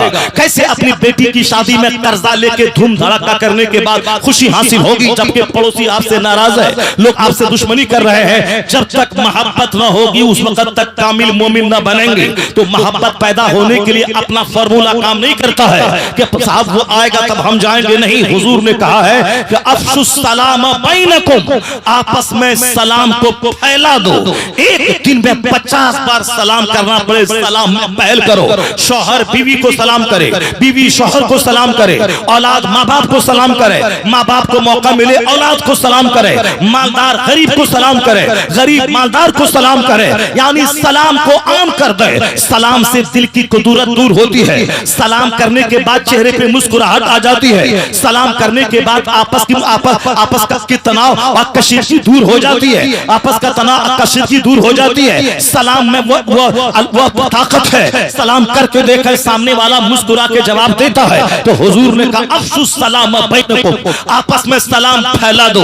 अगर यहाँ नफ्स में गुरूर आए कि मैं बड़ा हूँ ये छोटा कैसे करूं, यहाँ घमंड हो कि मैं बड़ा मौलाना हूँ ये छोटा मौलाना कैसे करूं, ये घमंड पैदा हो कि मैं जमींदार हूँ ये मजदूर है सलाम कैसे करूं, ये घमंड आए कि मैं शौहरे नामदार हूँ ये मेरी बीवी महकूमा है मैं सलाम कैसे करूं, ये दिल में घमंड पैदा हो कि मैं बड़ा हूँ ये छोटा है कैसे सलाम करूं। अगर इस घमंड में चूर रहा तो सारी जिंदगी जानवरों की तरह जिएंगे, मोहब्बत पैदा ना होगी। लेकिन जहां सामने मुस्तफा आ गए कि जब से ख्याल आ गया कि हुजूर तो सबसे बड़े थे, बादल खुदा बुजुर्ग तो ये किस्सा मुख्तसर। मुस्तफा अपनी बीवी को सलाम करते थे, मुस्तफा रास्ते से गुजरते बच्चे खेलते उसको सलाम करते थे। तो अगर नफ्स की मानेंगे तो जानवर बन के रहेंगे, मोहब्बत पैदा ना होगी। सामने मुस्तफा को ले आए तो फिर ख्याल पैदा होगा। जब मुस्तफा ने बीवी को सलाम किया, बच्चों को सलाम किया, तो हमें ये नहीं देखना है कि मैं बड़ा हूं, मुस्तफा को देखना है सुन्नत पर अमल करना है।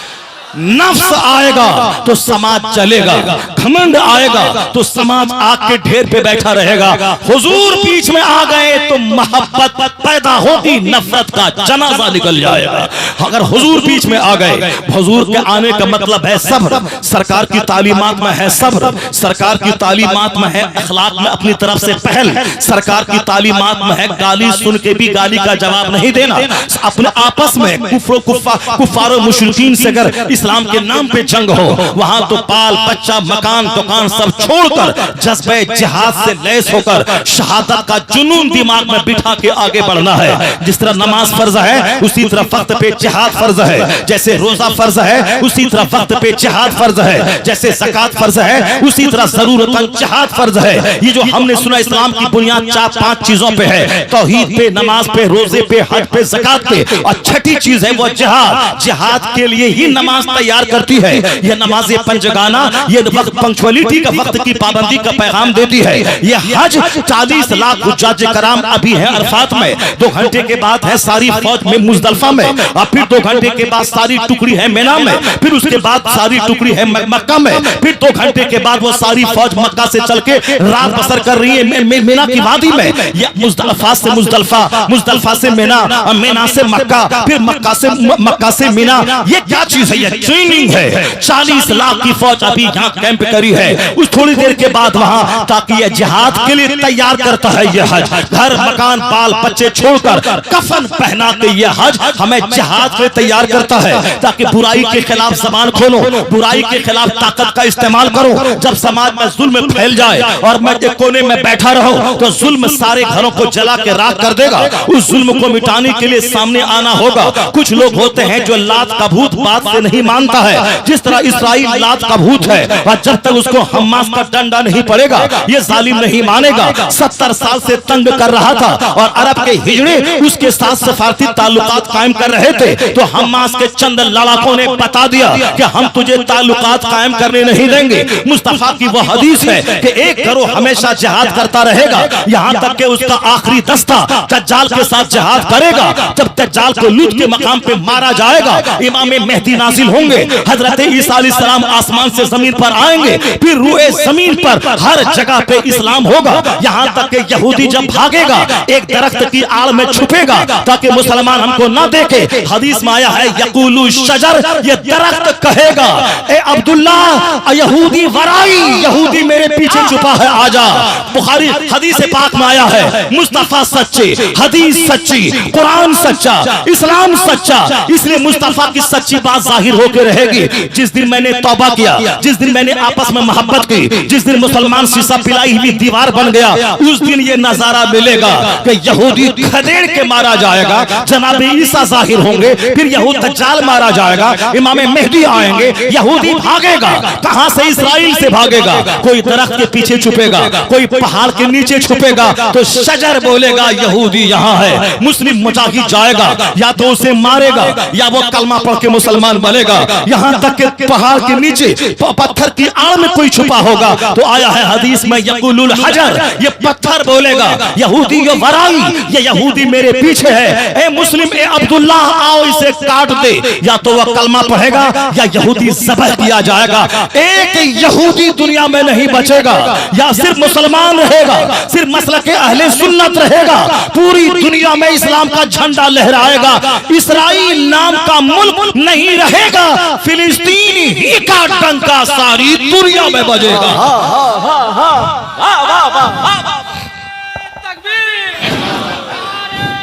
बस थोड़ा सा सब्र करने की जरूरत है। सब्र करने वालों के साथ अल्लाह है, साबिरीन के साथ अल्लाह है, मुत्तकीन के साथ अल्लाह है, नेक लोगों के साथ अल्लाह है। फिलिस्तीन के शोहदा पे तरस मत खाइए। हम लोग जमीन जगह के लिए पैदा हुए हैं, हम लोग गाड़ी छकड़े के लिए पैदा हुए हैं, हम लोग कपड़े के मुकाबले के लिए पैदा हुए हैं, हम लोग बेटी की शादी में 10 लाख खर्चा करें, चाहे भीख मांग के हो, चंदा करके उसके लिए पैदा हुए हैं। इसीलिए हमारे दिमाग में 24 घंटे गाड़ी मकान दुकान यही रहता है। हिंदुस्तान में 2 आदमी है जिसको कपड़े का जुनून सवार है।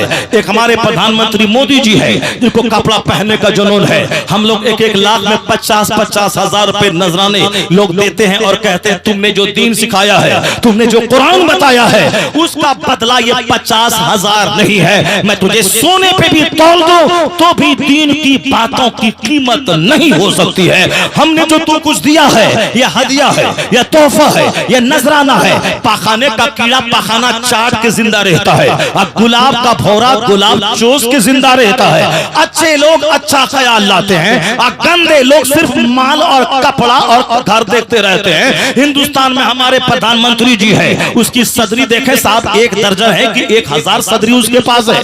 कभी लाल सदरी, कभी पीली सदरी, कभी काली सदरी, कभी चेक वाली सदरी। हम लोग क्या 50,000 रुपए लिफाफ लेने के बाद सदरी पहनेंगे? जो सदरी हमारे प्रधानमंत्री जी पहनते हैं, उन्होंने खूब कपड़ा पहना। एक दूसरा हमारी बिरादरी का मौलवी है, उसको भी जैसी पगड़ी, उसी तरह का घड़ी का बेल्ट, उसी तरह का जूता, उसी तरह का बनियान, उसी तरह की सदरी, उसी तरह का जुब्बा, यानी वो सिर्फ कपड़ा लेके चलता है। कपड़े का मुकाबला हदीस में आया है 23 अब्दुल दीनार, अब्दुल खमीसा, अब्दुल कतीफा, यानी कपड़े का गुलाम तबाह बर्बाद हो जाए, खाने का गुलाम तबाह बर्बाद हो जाए, दिरहम और दीनार का गुलाम तबाह बर्बाद हो जाए। इसलिए एक कौम मुस्लिम, पैसा जिंदा रहने के लिए जरूरी है और जिंदा रहना पैसा के लिए नहीं है। कपड़ा पहनना है सत्र ढांपने के लिए और जिंदा कपड़े का मुकाबला करने के लिए नहीं है। खाना इसलिए खाता हूं ताकि मैं जिंदा रहूं और जिंदा इसलिए नहीं हूं कि 24 घंटे खाने पे ध्यान दौड़ाऊं। और जिस दिन मुसलमान की तवज्जो कपड़े से हट गई, खाने से हट गई, जमींदारी से हट गई, औलाद की झूठी मोहब्बत से हट गई, उस दिन इसका रौब काफिरों के दिल में अल्लाह डाल देगा। फिर ये तादाद में कम क्यों न है, ये मुशरिकीन पे गालिब आ जाएंगे। सरकार दो जहां ने क्या कहा, जिस तरह दस्तरखान बिछाने के बाद आवाज दी जाती है और सारे दस्तरखान पे टूट पड़ते हैं, उसी तरह आखिर जमाने में तो सारी कौमें आवाज देंगी, आओ मुसलमानों को निगल जाओ, तो सारे लोग आके निगलने के लिए तैयार हो जाएंगे। एक सहाबी ने कहा, सरकार उस दिन हम कम रहेंगे, मिन किल्लतिन यौमइज़िन, उस दिन हम कम रहेंगे, कमी की वजह से ऐसा देखने को मिलेगा, वो हमें निगल जाएगा लुकमा बना के। हुजूर कहते लाला, उस दिन तुम कसीर तादाद में रहोगे, तुम्हारी तादाद बहुत रहेगी, मगर तुम्हारी हैसियत सैलाब के दिनों में पानी में जो झाग है, जो झाग है उस झाग के मानिंद तेरी हैसियत होगी। सैलाब पर बहने वाले खसो खाशाक की तरह, वह बेवजन घास की तरह तुम्हारी हैसियत होगी। कहा सरकार ये क्यों होगा? हुजूर ने फरमाया इसलिए कि तुम्हारा रौब जो काफिर के दिल में है, एक रौब है, एक जलाल है, वो रौब उनके दिल से निकल जाएगा। कहा क्यों निकलेगा?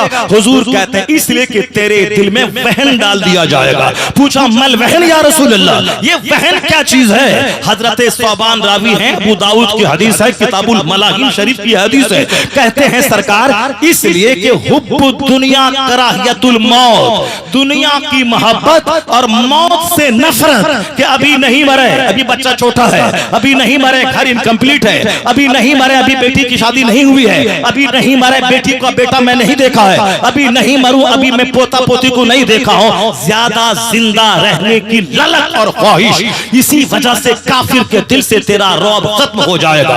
और मरने को नापसंद करना और दुनिया से मोहब्बत करना, इसी वजह से काफिर के दिल से तेरी हैबत खत्म हो जाएगी। वह तुझे बेवसन समझेगा। जिसके दिल में रौब डाल के अल्लाह ने तेरी मदद की थी, वह रौब निकाल दिया जाएगा। इसलिए ये सारे लोग मिल के तुम्हें खाना चाहेंगे। जिस तरह दस्तरखान पे लोग टूट पड़ते हैं, उसी तरह तुझ पर टूट पड़ेंगे। आज 99% मुसलमान के दिलों में जो दुनिया की मोहब्बत है, जो खाने पीने की मोहब्बत है, जो मकान बनाने की मोहब्बत है, और जो जिहाद का जज्बा खत्म हो गया। इसको कुछ लोग तो नमाजी अक्सर 80% नमाज नहीं पढ़ते, और जो नमाज पढ़ते हैं वो कायदे से नमाज ही नहीं पढ़ते हैं। अक्सर लोगों का पाँव सजदे में नहीं लगा रहता है, अक्सर लोगों की पेशानी कायदे से नहीं लगी रहती है, अक्सर लोग सुबहान रब्बियल आला पढ़ना नहीं जानते हैं। एक तो नमाजी 10% है, उस 10% में 8% वो है जो न सूरह फातिहा याद है ठीक कायदे से, न उसका पाँव रहता है ठीक से, न अरकान ठीक से अदा होते हैं। बच गए 1%, यानी 100 करोड़ में 1% नमाजी है, और ये सारे 99.9% बेनमाजी है।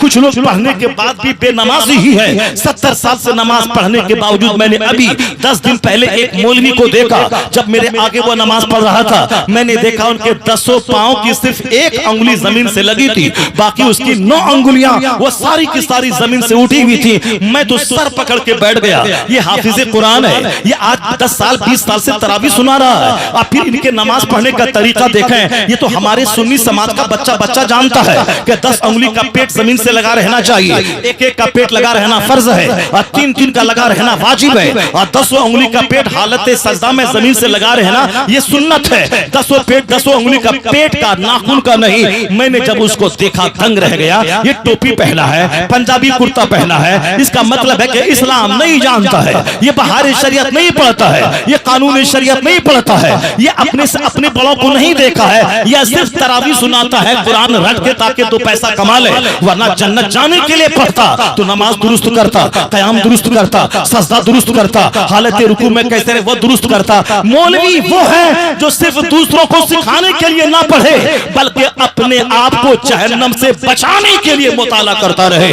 हदीस में आया है कि वह मौलवी जो 3 दिन किताब ना पढ़े उसका दिल मरने लगता है, और आम आदमी जो कभी किताब ही नहीं पढ़ता है उसके दिल के मरने का आलम क्या होगा? उसके मरने का आलम यही है कि मस्जिद में राजनीति, खानकाह में राजनीति, कब्रिस्तान में राजनीति, मुहर्रम के अखाड़े में राजनीति, ग्यारहवीं में राजनीति, या कोई आदमी अब आदमी आगे बढ़े, आगे बढ़ के काम करे, तो फिर उसके बाद वहां राजनीति, और आगे आके जब खिचड़ी पक जाए तब वहां राजनीति। खानका बनाए कोई, राजनीति करे कोई, मदरसा के लिए चंदा करे कोई, राजनीति करे कोई, कब्रिस्तान की बाउंड्री के मेहनत करे कोई, राजनीति करे कोई। नहीं होगा ऐसा। ये हमारे लोग वो हैं जो अंगुली कटा के शहीद होना चाहते हैं। मेहनत करनी होगी, स्ट्रगल करना होगा, अपनी आखिरत की फिक्र करनी होगी। जिस दिन आखिरत की फिक्र हुई तो वो आदमी अपने लिए ज्यादा पढ़ेगा, दूसरों के लिए कम पढ़ेगा, और मुताला करेगा, अपनी नमाज दुरुस्त करेगा। यहाँ तो पढ़े लिखे लोगों का जब यह हाल है तो आम लोगों को क्या हाल होगा। इस माना कर कहाँ है खुदा, कहाँ है मुस्तफा, कहाँ है रहमत है। ये हमारे साथ चोहरे लोग बोलते हैं, कमीने छोटे किस्म के लोग, जो आज उसकी उम्र है 50 साल, एक साल भी नमाज कायदे से नहीं पढ़ा। नमाज फर्ज हुई थी 15 साल में, ये 35 साल से बेनमाजी है। सिर्फ जुमा पढ़ता है और ईद के दिन पढ़ता है, और वो भी नमाज पढ़ना नहीं आता है। और जब मुसीबत आई तो यही चोटे बोलते हैं, अल्लाह कहाँ है, रसूलुल्लाह कहाँ है, इसराइल फिलिस्तीन जल रहा है, अल्लाह कहाँ है, वहां के लोग मर रहे हैं, अल्लाह कहाँ है। या मत बोल अल्लाह कहाँ है, या बोल के तू कहाँ है, तू कहाँ खड़ा है, तेरा चेहरा कैसा, तेरा लिबास कैसा, तेरा वजूद कैसा, तेरी शादी ब्याह का माहौल कैसा, तेरे बच्चों की तरबियत कैसी। अल्लाह शहे रब से ज्यादा करीब है, ये बता दे तू कहाँ है। और जिस दिन ये बात पैदा हो गई, याद रखना, जिस दिन तुमने ये देखा कि तू कहाँ खड़ा है, याद रख अल्लाह से करीब, मुस्तफा से करीब रहा, तो फिर याद रख लेना तू हाथ भी ना उठाए जब तू खुदा का हो जाए। तो इकबाल की ज़बानी, खुदी को कर बुलंद इतना कि हर तकदीर से पहले खुदा बंदे से कोई पूछे, पता तेरी रज़ा क्या है। माशाअल्लाह। यहाँ तो दुआ करने के बाद भी दुआएं रद्द हो रही, रायगा हो रही है, मगर उस तरह अपने आप को बुलंद कर ले कि तू दुआ भी ना करे, दिल में ख्याल आए अल्लाह तेरी बात पूरी कर दे।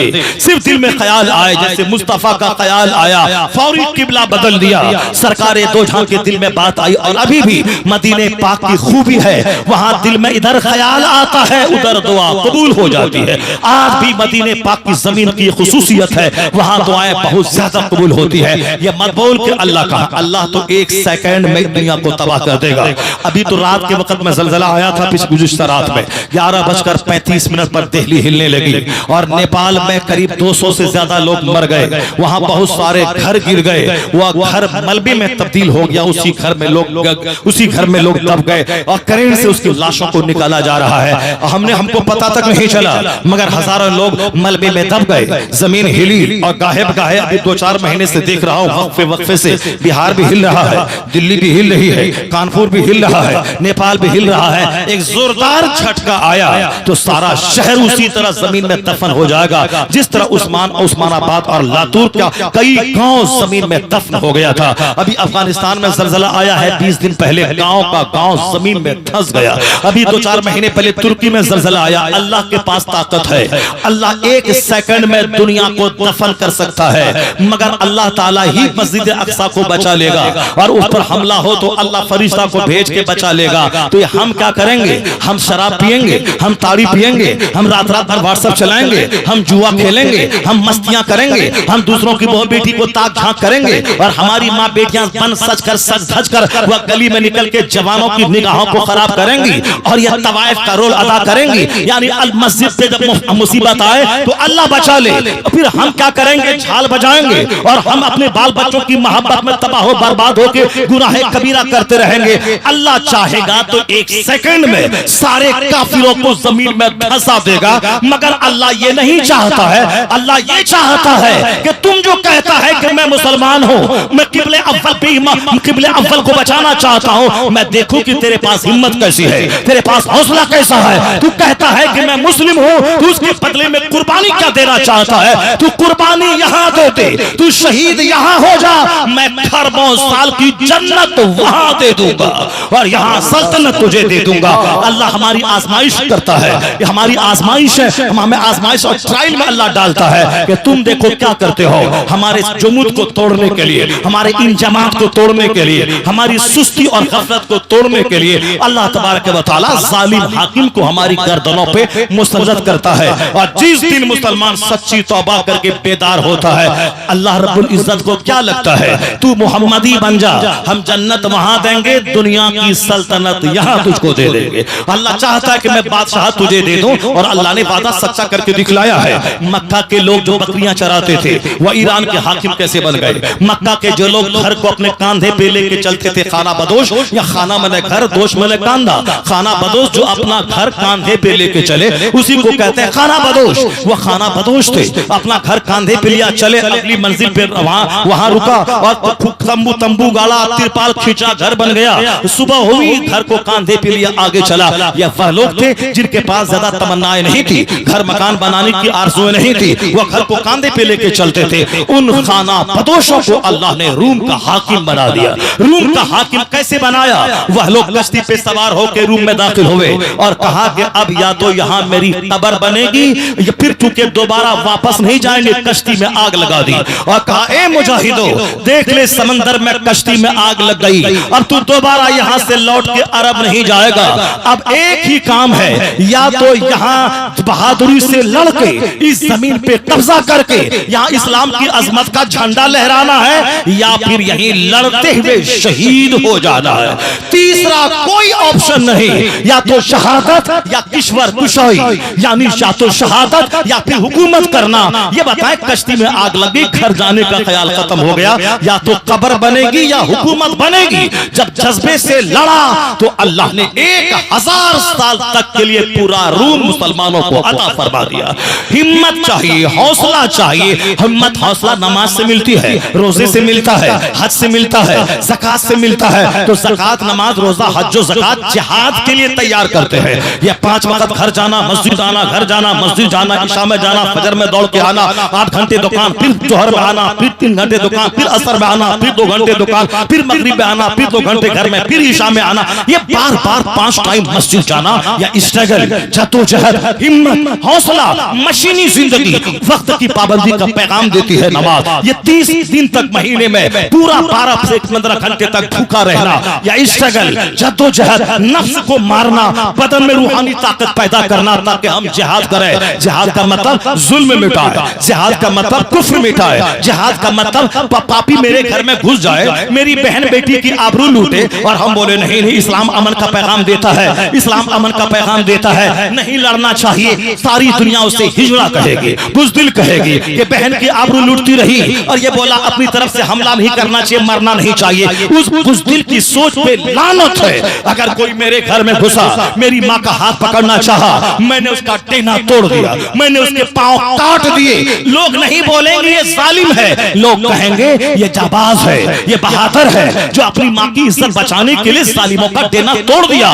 इसे दुनिया का कोई आदमी अत्याचार नहीं बोलेगा, इसे जुल्म नहीं बोलेगा। तो इस्लाम अपनी तरफ से पहल करके किसी को मारना नहीं सिखाता है, अत्याचार का बदला लेना, अपने पे होने वाले हमले का डिफेंस करना, ये इस्लाम सिखाता है। मेरी मस्जिदों पे हमला हो, मेरी आबरू पे हमला हो, मेरी बहन बेटी पे हमला हो, अगर मैं दिफा करूं, इसी का नाम जिहाद है। तो लोग कहेंगे कि ये हमास ने पहले हमला किया तो फिर उसके बाद इस्राइल ने रिएक्शन किया है। मैं कहूंगा नहीं जानता, तो ये तो रोजाना काटता था, ये रोजाना मुसलमानों को मारता था, मस्जिद अक्सा में नमाज पढ़ने वालों को थक्के देता था, या अपने बूट से उसे मारता था। ये तो ये साबरीन लोग थे, सब्र करते थे। जब सब्र का पैमाना छलक पड़ा और देखा कि मेरे वजूद को खतरा है, या धीरे धीरे जेनोसाइड, ये नस्ल कुशी कर रहा है, तो एक बार इन सारे शहीदों का बदला लेने के लिए उन्होंने वार किया ताकि उसके हौसले को पस्त कर दे, उसे बता दे कि हम मुर्दा नहीं है, जिंदा है,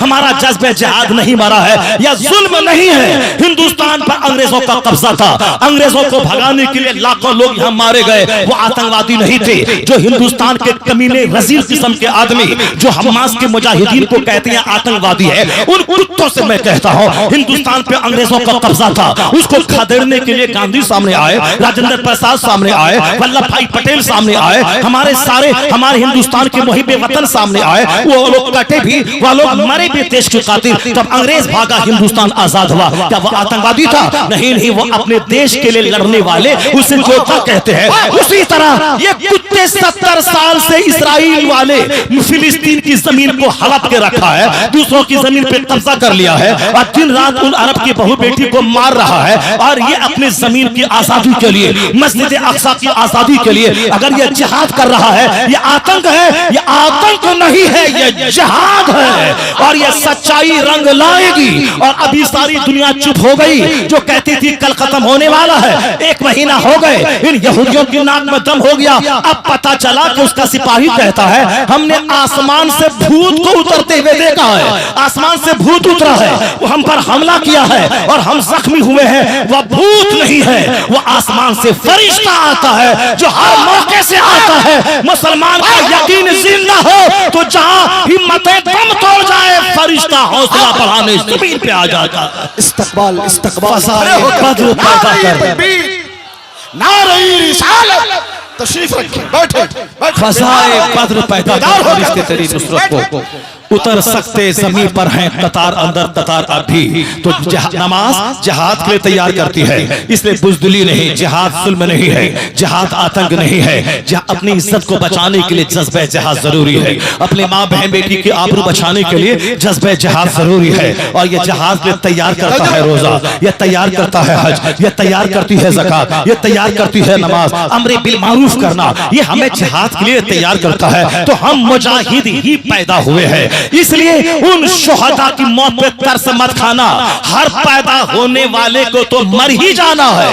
ये बता दे कौन जिंदा रहा है तुम्हारे चकपरोरा गांव में, ये बता दे। आज यहाँ 100 गांव के लोग मौजूद हैं, अपने अपने गांव का जायजा लीजिए कि आपके गांव में जो 100 साल पहले पैदा हुआ था, क्या आज वो जिंदा है? नहीं जिंदा है, सब मर गए। तो जो आज जिंदा है वो 100 साल के बाद रहेंगे? नहीं, वो सब मर जाएंगे। तो हर पैदा होने वाले को मर ही जाना है। मैंने कहा था ना कि गौसे आजम की जिंदगी से नूर मिलता है। गौसे आजम 70,000 के मजमे को खिताब कर रहे हैं। किसी ने आके बोला हुजूर आपका बेटा मर गया, तो गौसे आजम ने तकरीर बंद नहीं की, वो आंसू नहीं बहाने लगे, वो अपना सीना नहीं पीटा, वो अपने बाल को नहीं नोचा। गौसे आजम खामोश रहे। उसके बाद फिर कहा इन्ना लिल्लाहि व इन्ना इलैहि राजिऊन, और तकरीर चालू है। फिर कहा हुजूर जनाजा हाजिर है। गौसे आजम कुर्सी से नीचे उतरे, अपने बेटे का जनाजा पढ़ा दिया, फिर दीन की खिदमत में लगे हुए हैं। किसी मुरीद ने कहा हुजूर एक बेटा मरता है तो बाप कई महीने तक परेशान रहता है, आपका बेटा मर गया, कोई चेहरे पे मलाल नहीं, जरा सुन ले गौर से। गौसे आजम ने कहा कि आज बेटे के मरने की खबर सुनकर मैं क्या परेशान हो जाऊं। मेरे घर में जब कोई बच्चा पैदा होता है मैं समझ लेता हूं कि मरने के लिए ही पैदा हुआ है, तो मैंने पैदा होने के दिन ही उसको मुर्दा समझ लिया। तो आज उनके मरने की खबर सुनने के बाद क्या मैं परेशान हो जाऊं? ये गौसे आजम है। इसलिए अगर ईमान मजबूत रहा तो बेटा के मरने के बाद आप काफिर नहीं बन जाएंगे, और बीवी के भागने के बाद आप इस्लाम को बुरा नहीं कहेंगे। अगर किसी लड़की ने प्यार में धोखा दिया तो ट्रेन की पटरी में आप नहीं कट जाओगे। और ईमान जिंदा रहा तो मुसीबत में सब्र करेगा, और नेमत मिली तो शुक्र अदा करेगा। यही 2 चीजें हैं मुसलमान की जिंदगी में, अमन और नेमत मिले तो शुक्र। अल्लाह नेमत को बढ़ा देता है, और अगर अल्लाह आजमाइश में डाल के मुसीबत डाले तो सबर, और सबर करने वाले को अल्लाह गिन के अज्र नहीं देता है। इन्नमा युवफ़्फ़स साबिरून अज्रहुम बिगैर हिसाब। अल्लाह सब्र करने वालों को बेहिसाब रोजी देता है। सब्र करने वालों के साथ अल्लाह होता है। इन्नल्लाह मअस साबिरीन, अल्लाह सब्र करने वालों के साथ होता है। तो गौसे आजम ने क्या बताया? हर बनने वाले मकान को टूट जाना है, हर कपड़े को पुराना हो जाना है, हर पैदा होने वाले को मर जाना है। जब मर ही जाना है तो फिर सबसे आला किस्म की मौत कौन होती है? सबसे गंदी मौत कौन होती है? गंदी मौत वो जो नबी की गुस्ताखी करता रहा और बाथरूम में जाके मरा। गंदी मौत है वो जो सुले गुल्ली बन के रहा और फिर पेशाब खाने में जाके मरा। अच्छी मौत है वो जो नमाज के इंतजार में रहा, ऐसा हालत नमाज में मर गया।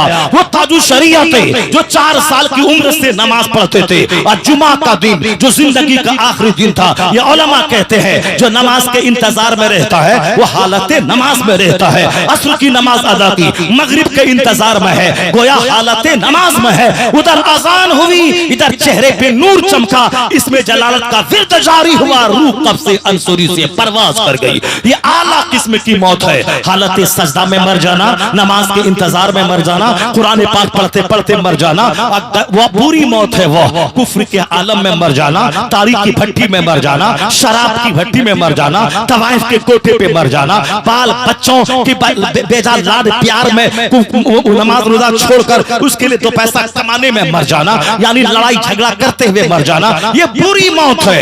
आला मौत है हालत सजदा में मरना, हालत तिलावत कुरान में मरना, जिक्र करते मरना, मजलिस जिक्र मुस्तफा में मरना, नेक राहों में मरना, मस्जिद की तरफ जाते हुए मरना, और सबसे सुपीरियर मौत है अल्लाह की राह में शहीद हो जाना। तो इस्राइल फिलिस्तीन के शोहदा पे तरस मत खा, वहां की माएं बच्चों को शहीद होने के लिए ही पैदा करती है कि मेरा बच्चा शहीद हो जाए, अल्लाह के नाम पे मर जाए। तो मरना तो है ही, आला मौत मरे, शहादत की मौत मरे, रब के नाम पे कट जाए। इसलिए वह मुजाहिद जो चले गए अल्लाह उससे राजी, अल्लाह ने आला मौत अता फरमा दी। जो जिंदा है वो अपनी खैर मनाए, उसकी मौत कहां होगी।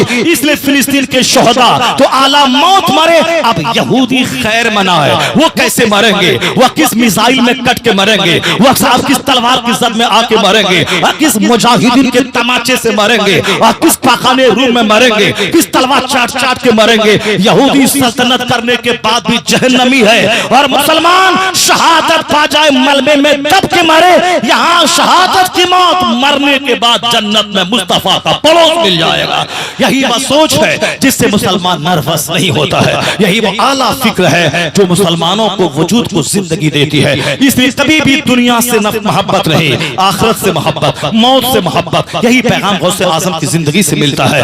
आलिमों की सोहबत में रहना, गुफ्तगू सुनना, उससे हौसला बुलंद होता है। ग़ज़वे हुनैन में जब फतह मिली, मुसलमानों को फतह मिली, तो हुजूर ने हजारों हजार घोड़े एक एक मुजाहिद को देना शुरू किया। अब जरा गौर से सुनिए, मुजाहिद को देना शुरू किया। क्या हुआ, अब जो लोग मदीना से साथ आए थे वह कहने लगे, दिमाग में बात पैदा होने लगी, हुजूर मक्का में पैदा हुए थे, मक्का से हिजरत करके मदीना गए थे। अब जब मक्का के लोग कलमा पढ़े, लगता है खानदान वालों की मोहब्बत मुस्तफा के दिल में पैदा हो गई। इसलिए ये नए नए कलमा पढ़ने वालों को अल्लाह 2000 बकरी दे रहे हैं, 1000 घोड़ा दे रहे हैं, सोने चांदी के सिक्के दे रहे हैं, और हम लोग मदीने से साथ आए हैं और हमें ज्यादा नहीं नवाजा जा रहा है। तो जंग के वक्त में अंसार याद आए और माले गनीमत नवाजते हुए ये नए नए मुस्लिम याद आ रहे हैं। लगता है हुजूर के दिल पे अपने वतन, अपने खानदान वालों की मोहब्बत आ गई है। किसी ने बोला, खबर मुस्तफा के कान में पहुंची, हुजूर ने तमाम अंसारी मदीना को जमा किया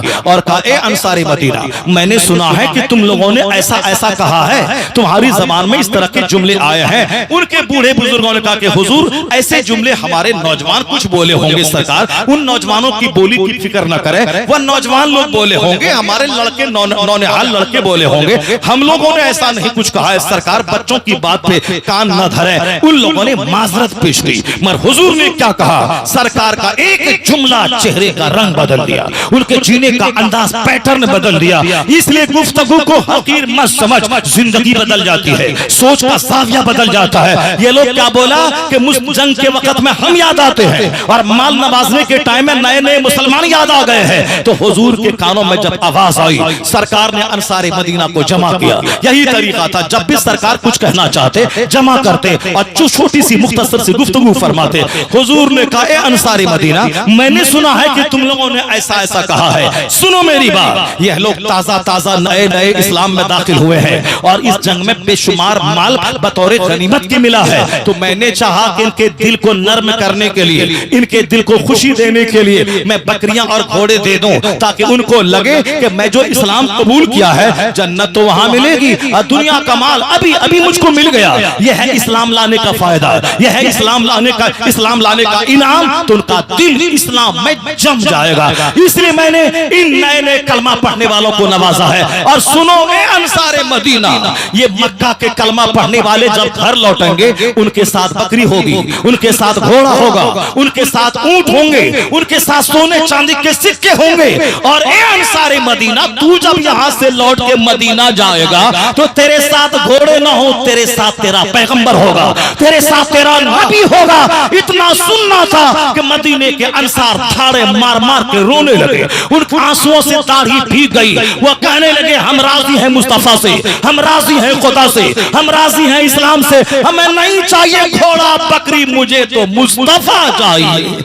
मुझे तो सरकार दो जहां चाहिए। यह है वाज का अंजाम, यह है नसीहत का रिजल्ट। एक जुमला आदमी की जिंदगी का रुख बदल देता है, एक जुमला आदमी का सीना बदल देता है। अब जरा गौर से सुनिए, हम मालिक के लिए जीते हैं और गौसे आजम कैसे जीते थे। बस एक आखिरी चैप्टर के बाद, चूंकि बातें बहुत सारी करनी थी मगर मैं नहीं कर पाऊंगा, चूंकि हमारे खतीब हारिदुल अजीज आ चुके हैं। हमारे असद भाई को भी 1 घंटा जी भर के ना सुननी है। आपने तकरीर सुनने का आज हक अदा कर दिया है। कनेला के लोग अगर आज यहाँ आए होंगे तो वह लोग सबक सीख लें कि चक परोरा के लोग खिताब कैसे सुनते हैं, वो यहाँ से सुन के जाएं। और जो उत्तर प्रदेश के लोग यहाँ आए हैं वह देख लें कि बिहार के जंगली खिताब कैसे सुनते हैं। यहाँ के मुदर्रिस पूरे हिंदुस्तान में, यहाँ के बच्चों से हिंदुस्तान का मदरसा जिंदा है, तो यहाँ के जलसों से ही हिंदुस्तान की महफिलें जिंदा है। ये हमारे हर भाई, यह जबरदस्त इनकलाबी शायर, यह मंजूम ज़बान है आला हजरत, जो पूरी दुनिया में उर्दू जबान जानने वालों के लिए सबसे पहला गिरा कदर तोहफा इन्होंने दिया है। आला हजरत की शान में बायोग्राफी में बेशुमार किताबें लिखी गई हैं नसर में,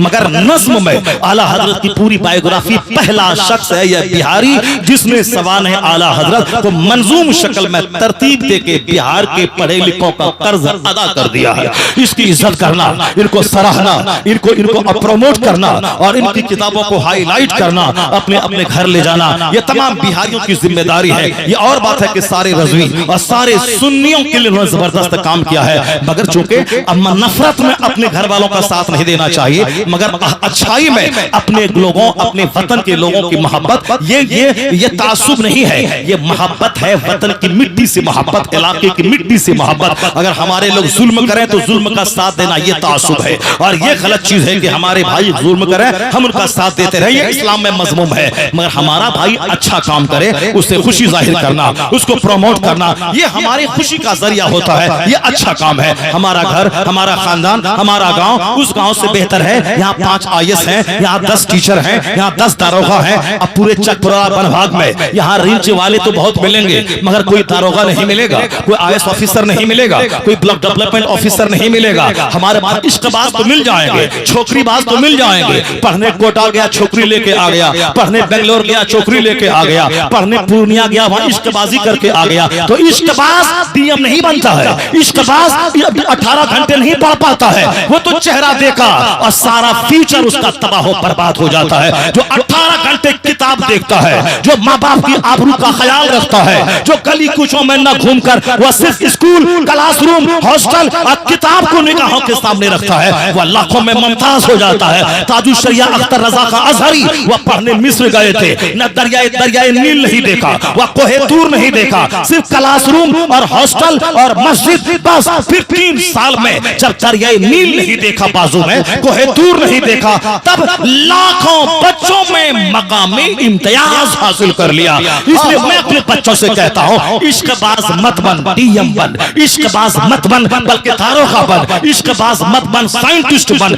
इश्कबाज मत बन प्रोफेसर बन, इश्कबाज मत बन फकीह बन, इश्कबाज मत बन मुहद्दिस बन, इश्कबाज मत बन मुदब्बिर बन, इश्कबाज मत बन मुजाहिद बन। इश्कबाज बनेगा तो खानदान की नाक कटेगी, अगर DM बनेगा तो हिंदुस्तान के 40 करोड़ मुसलमानों का सीना फख्र से चौड़ा हो जाएगा।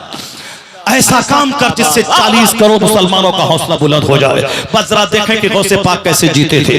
गौसे आजम तकरीर कर रहे हैं, किसी ने आके बोला हुजूर वो कश्ती जो माल से लदी हुई थी दरिया में डूब गई। अगर हमको बोले कि जो आपकी कार वहां खड़ी थी वो कोई चोरी करके ले गया, 10 दिन तक नींद नहीं आएगी, चेहरा लटका रहेगा, बीवी बच्चों से बात करने को दिल नहीं करेगा, क्योंकि हमारे दिल में कार, घर, मकान लटका रहता है।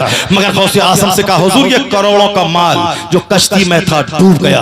गौसे आजम न चेहरा उसका बदला, न रंग बदला, न तकरीर बदली, बल्कि बस खामोश रह के दिल को देखा, कहा अल्हम्दुलिल्लाह। फिर तकरीर चालू है, वाज़ नसीहत चालू है, दिन की खिदमत। दुनिया का सबसे बड़ा स्पीकर, सबसे बड़ा खतीब सरकार गौसे आजम की ज़ात गिरामी, 70,000 का मजमा, बगैर माइक के गुफ्तगू, 400 मौलाना दवात और कलम लेकर गौसे पाक की तकरीर को नोट करने के लिए बैठते थे। और पहला आदमी जिस आवाज में सुनता था, 70,000 के आखिरी वाला आदमी भी उसी आवाज में गौसे पाक की तकरीर सुनता था। और 1000 किलोमीटर दूरी पहाड़ पे कोई बैठकर अगर वहां तकरीर बैठा रहता था, गौसे पाक की तकरीर वहां सुन के नोट करता था। 1 महीने के बाद बगदाद आकर मजलिस में मौजूद उलमा की तहरीर से मिला था तो एक लफ्ज का फर्क न होता था। ये गौसे पाक की करामत थी। 20 साल पढ़ा, 25 साल दरियाओं में दरख्त के पत्तों को खा करके इबादत की, तब जाके एक कमान पैदा हुआ कि कहते हैं दुनिया को मैं हथेली के दाने की तरह देख रहा हूं। ये कमाल कैसे पैदा हुआ? 20 साल तक पढ़ा,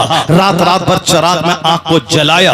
कौन? जो मां के पेट से वली पैदा हुए थे, वो 20 साल तक किताब पढ़े ताकि दुनिया के सिस्टम का फॉलो हो। ऐसा नहीं कि अल्लाह का वली है तो जन्नत से रोजाना सेब संतरा आता है खाता है, अल्लाह का वली है तो ऐसे फूंक दिया 1 करोड़ रुपया आ गया। 1 करोड़ रुपया लाने के लिए जो इबादत किया वो अल्लाह का वली हो ही नहीं सकता है।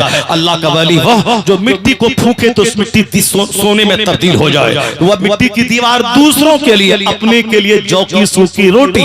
आज जिस दिन अपने लिए वो दीवार को गोल्ड बना दे, उस दिन उनकी दुआ सूखी, वो 1000 दुआ करते हैं, दुआ कबूल नहीं होगी। इसलिए अल्लाह के वली सूखी रोटी खाते हैं और दूसरों को धनवान कर देते हैं। अब मिट्टी को फूके तो मिट्टी गोल्ड में तब्दील हो जाती है। उनका सीना दुनिया की मोहब्बत से पाक होता है। गौसे आजम ने कहा अल्हम्दुलिल्लाह। फिर दूसरे दिन किसी ने आके बोला बाबा वो जो कश्ती डूबी थी माल से लदी हुई, वो आ गई किनारे लग गई, सारा माल सलामत है। अगर कोई हमसे बोला जो बाइक चोरी हुई है वो बाइक मिल गई तो हम तुम्हारे खुशी के साथ फूले न समाएंगे, क्योंकि हाथ दिल में माल रहता है, इसीलिए मुसर्रत है। और माल गुम हो तो चेहरा लटका के बैठ जाते हैं। नहीं नहीं, वो माल दिल से बाहर रहे, दिल में अल्लाह का जिक्र, अल्लाह की याद रहे।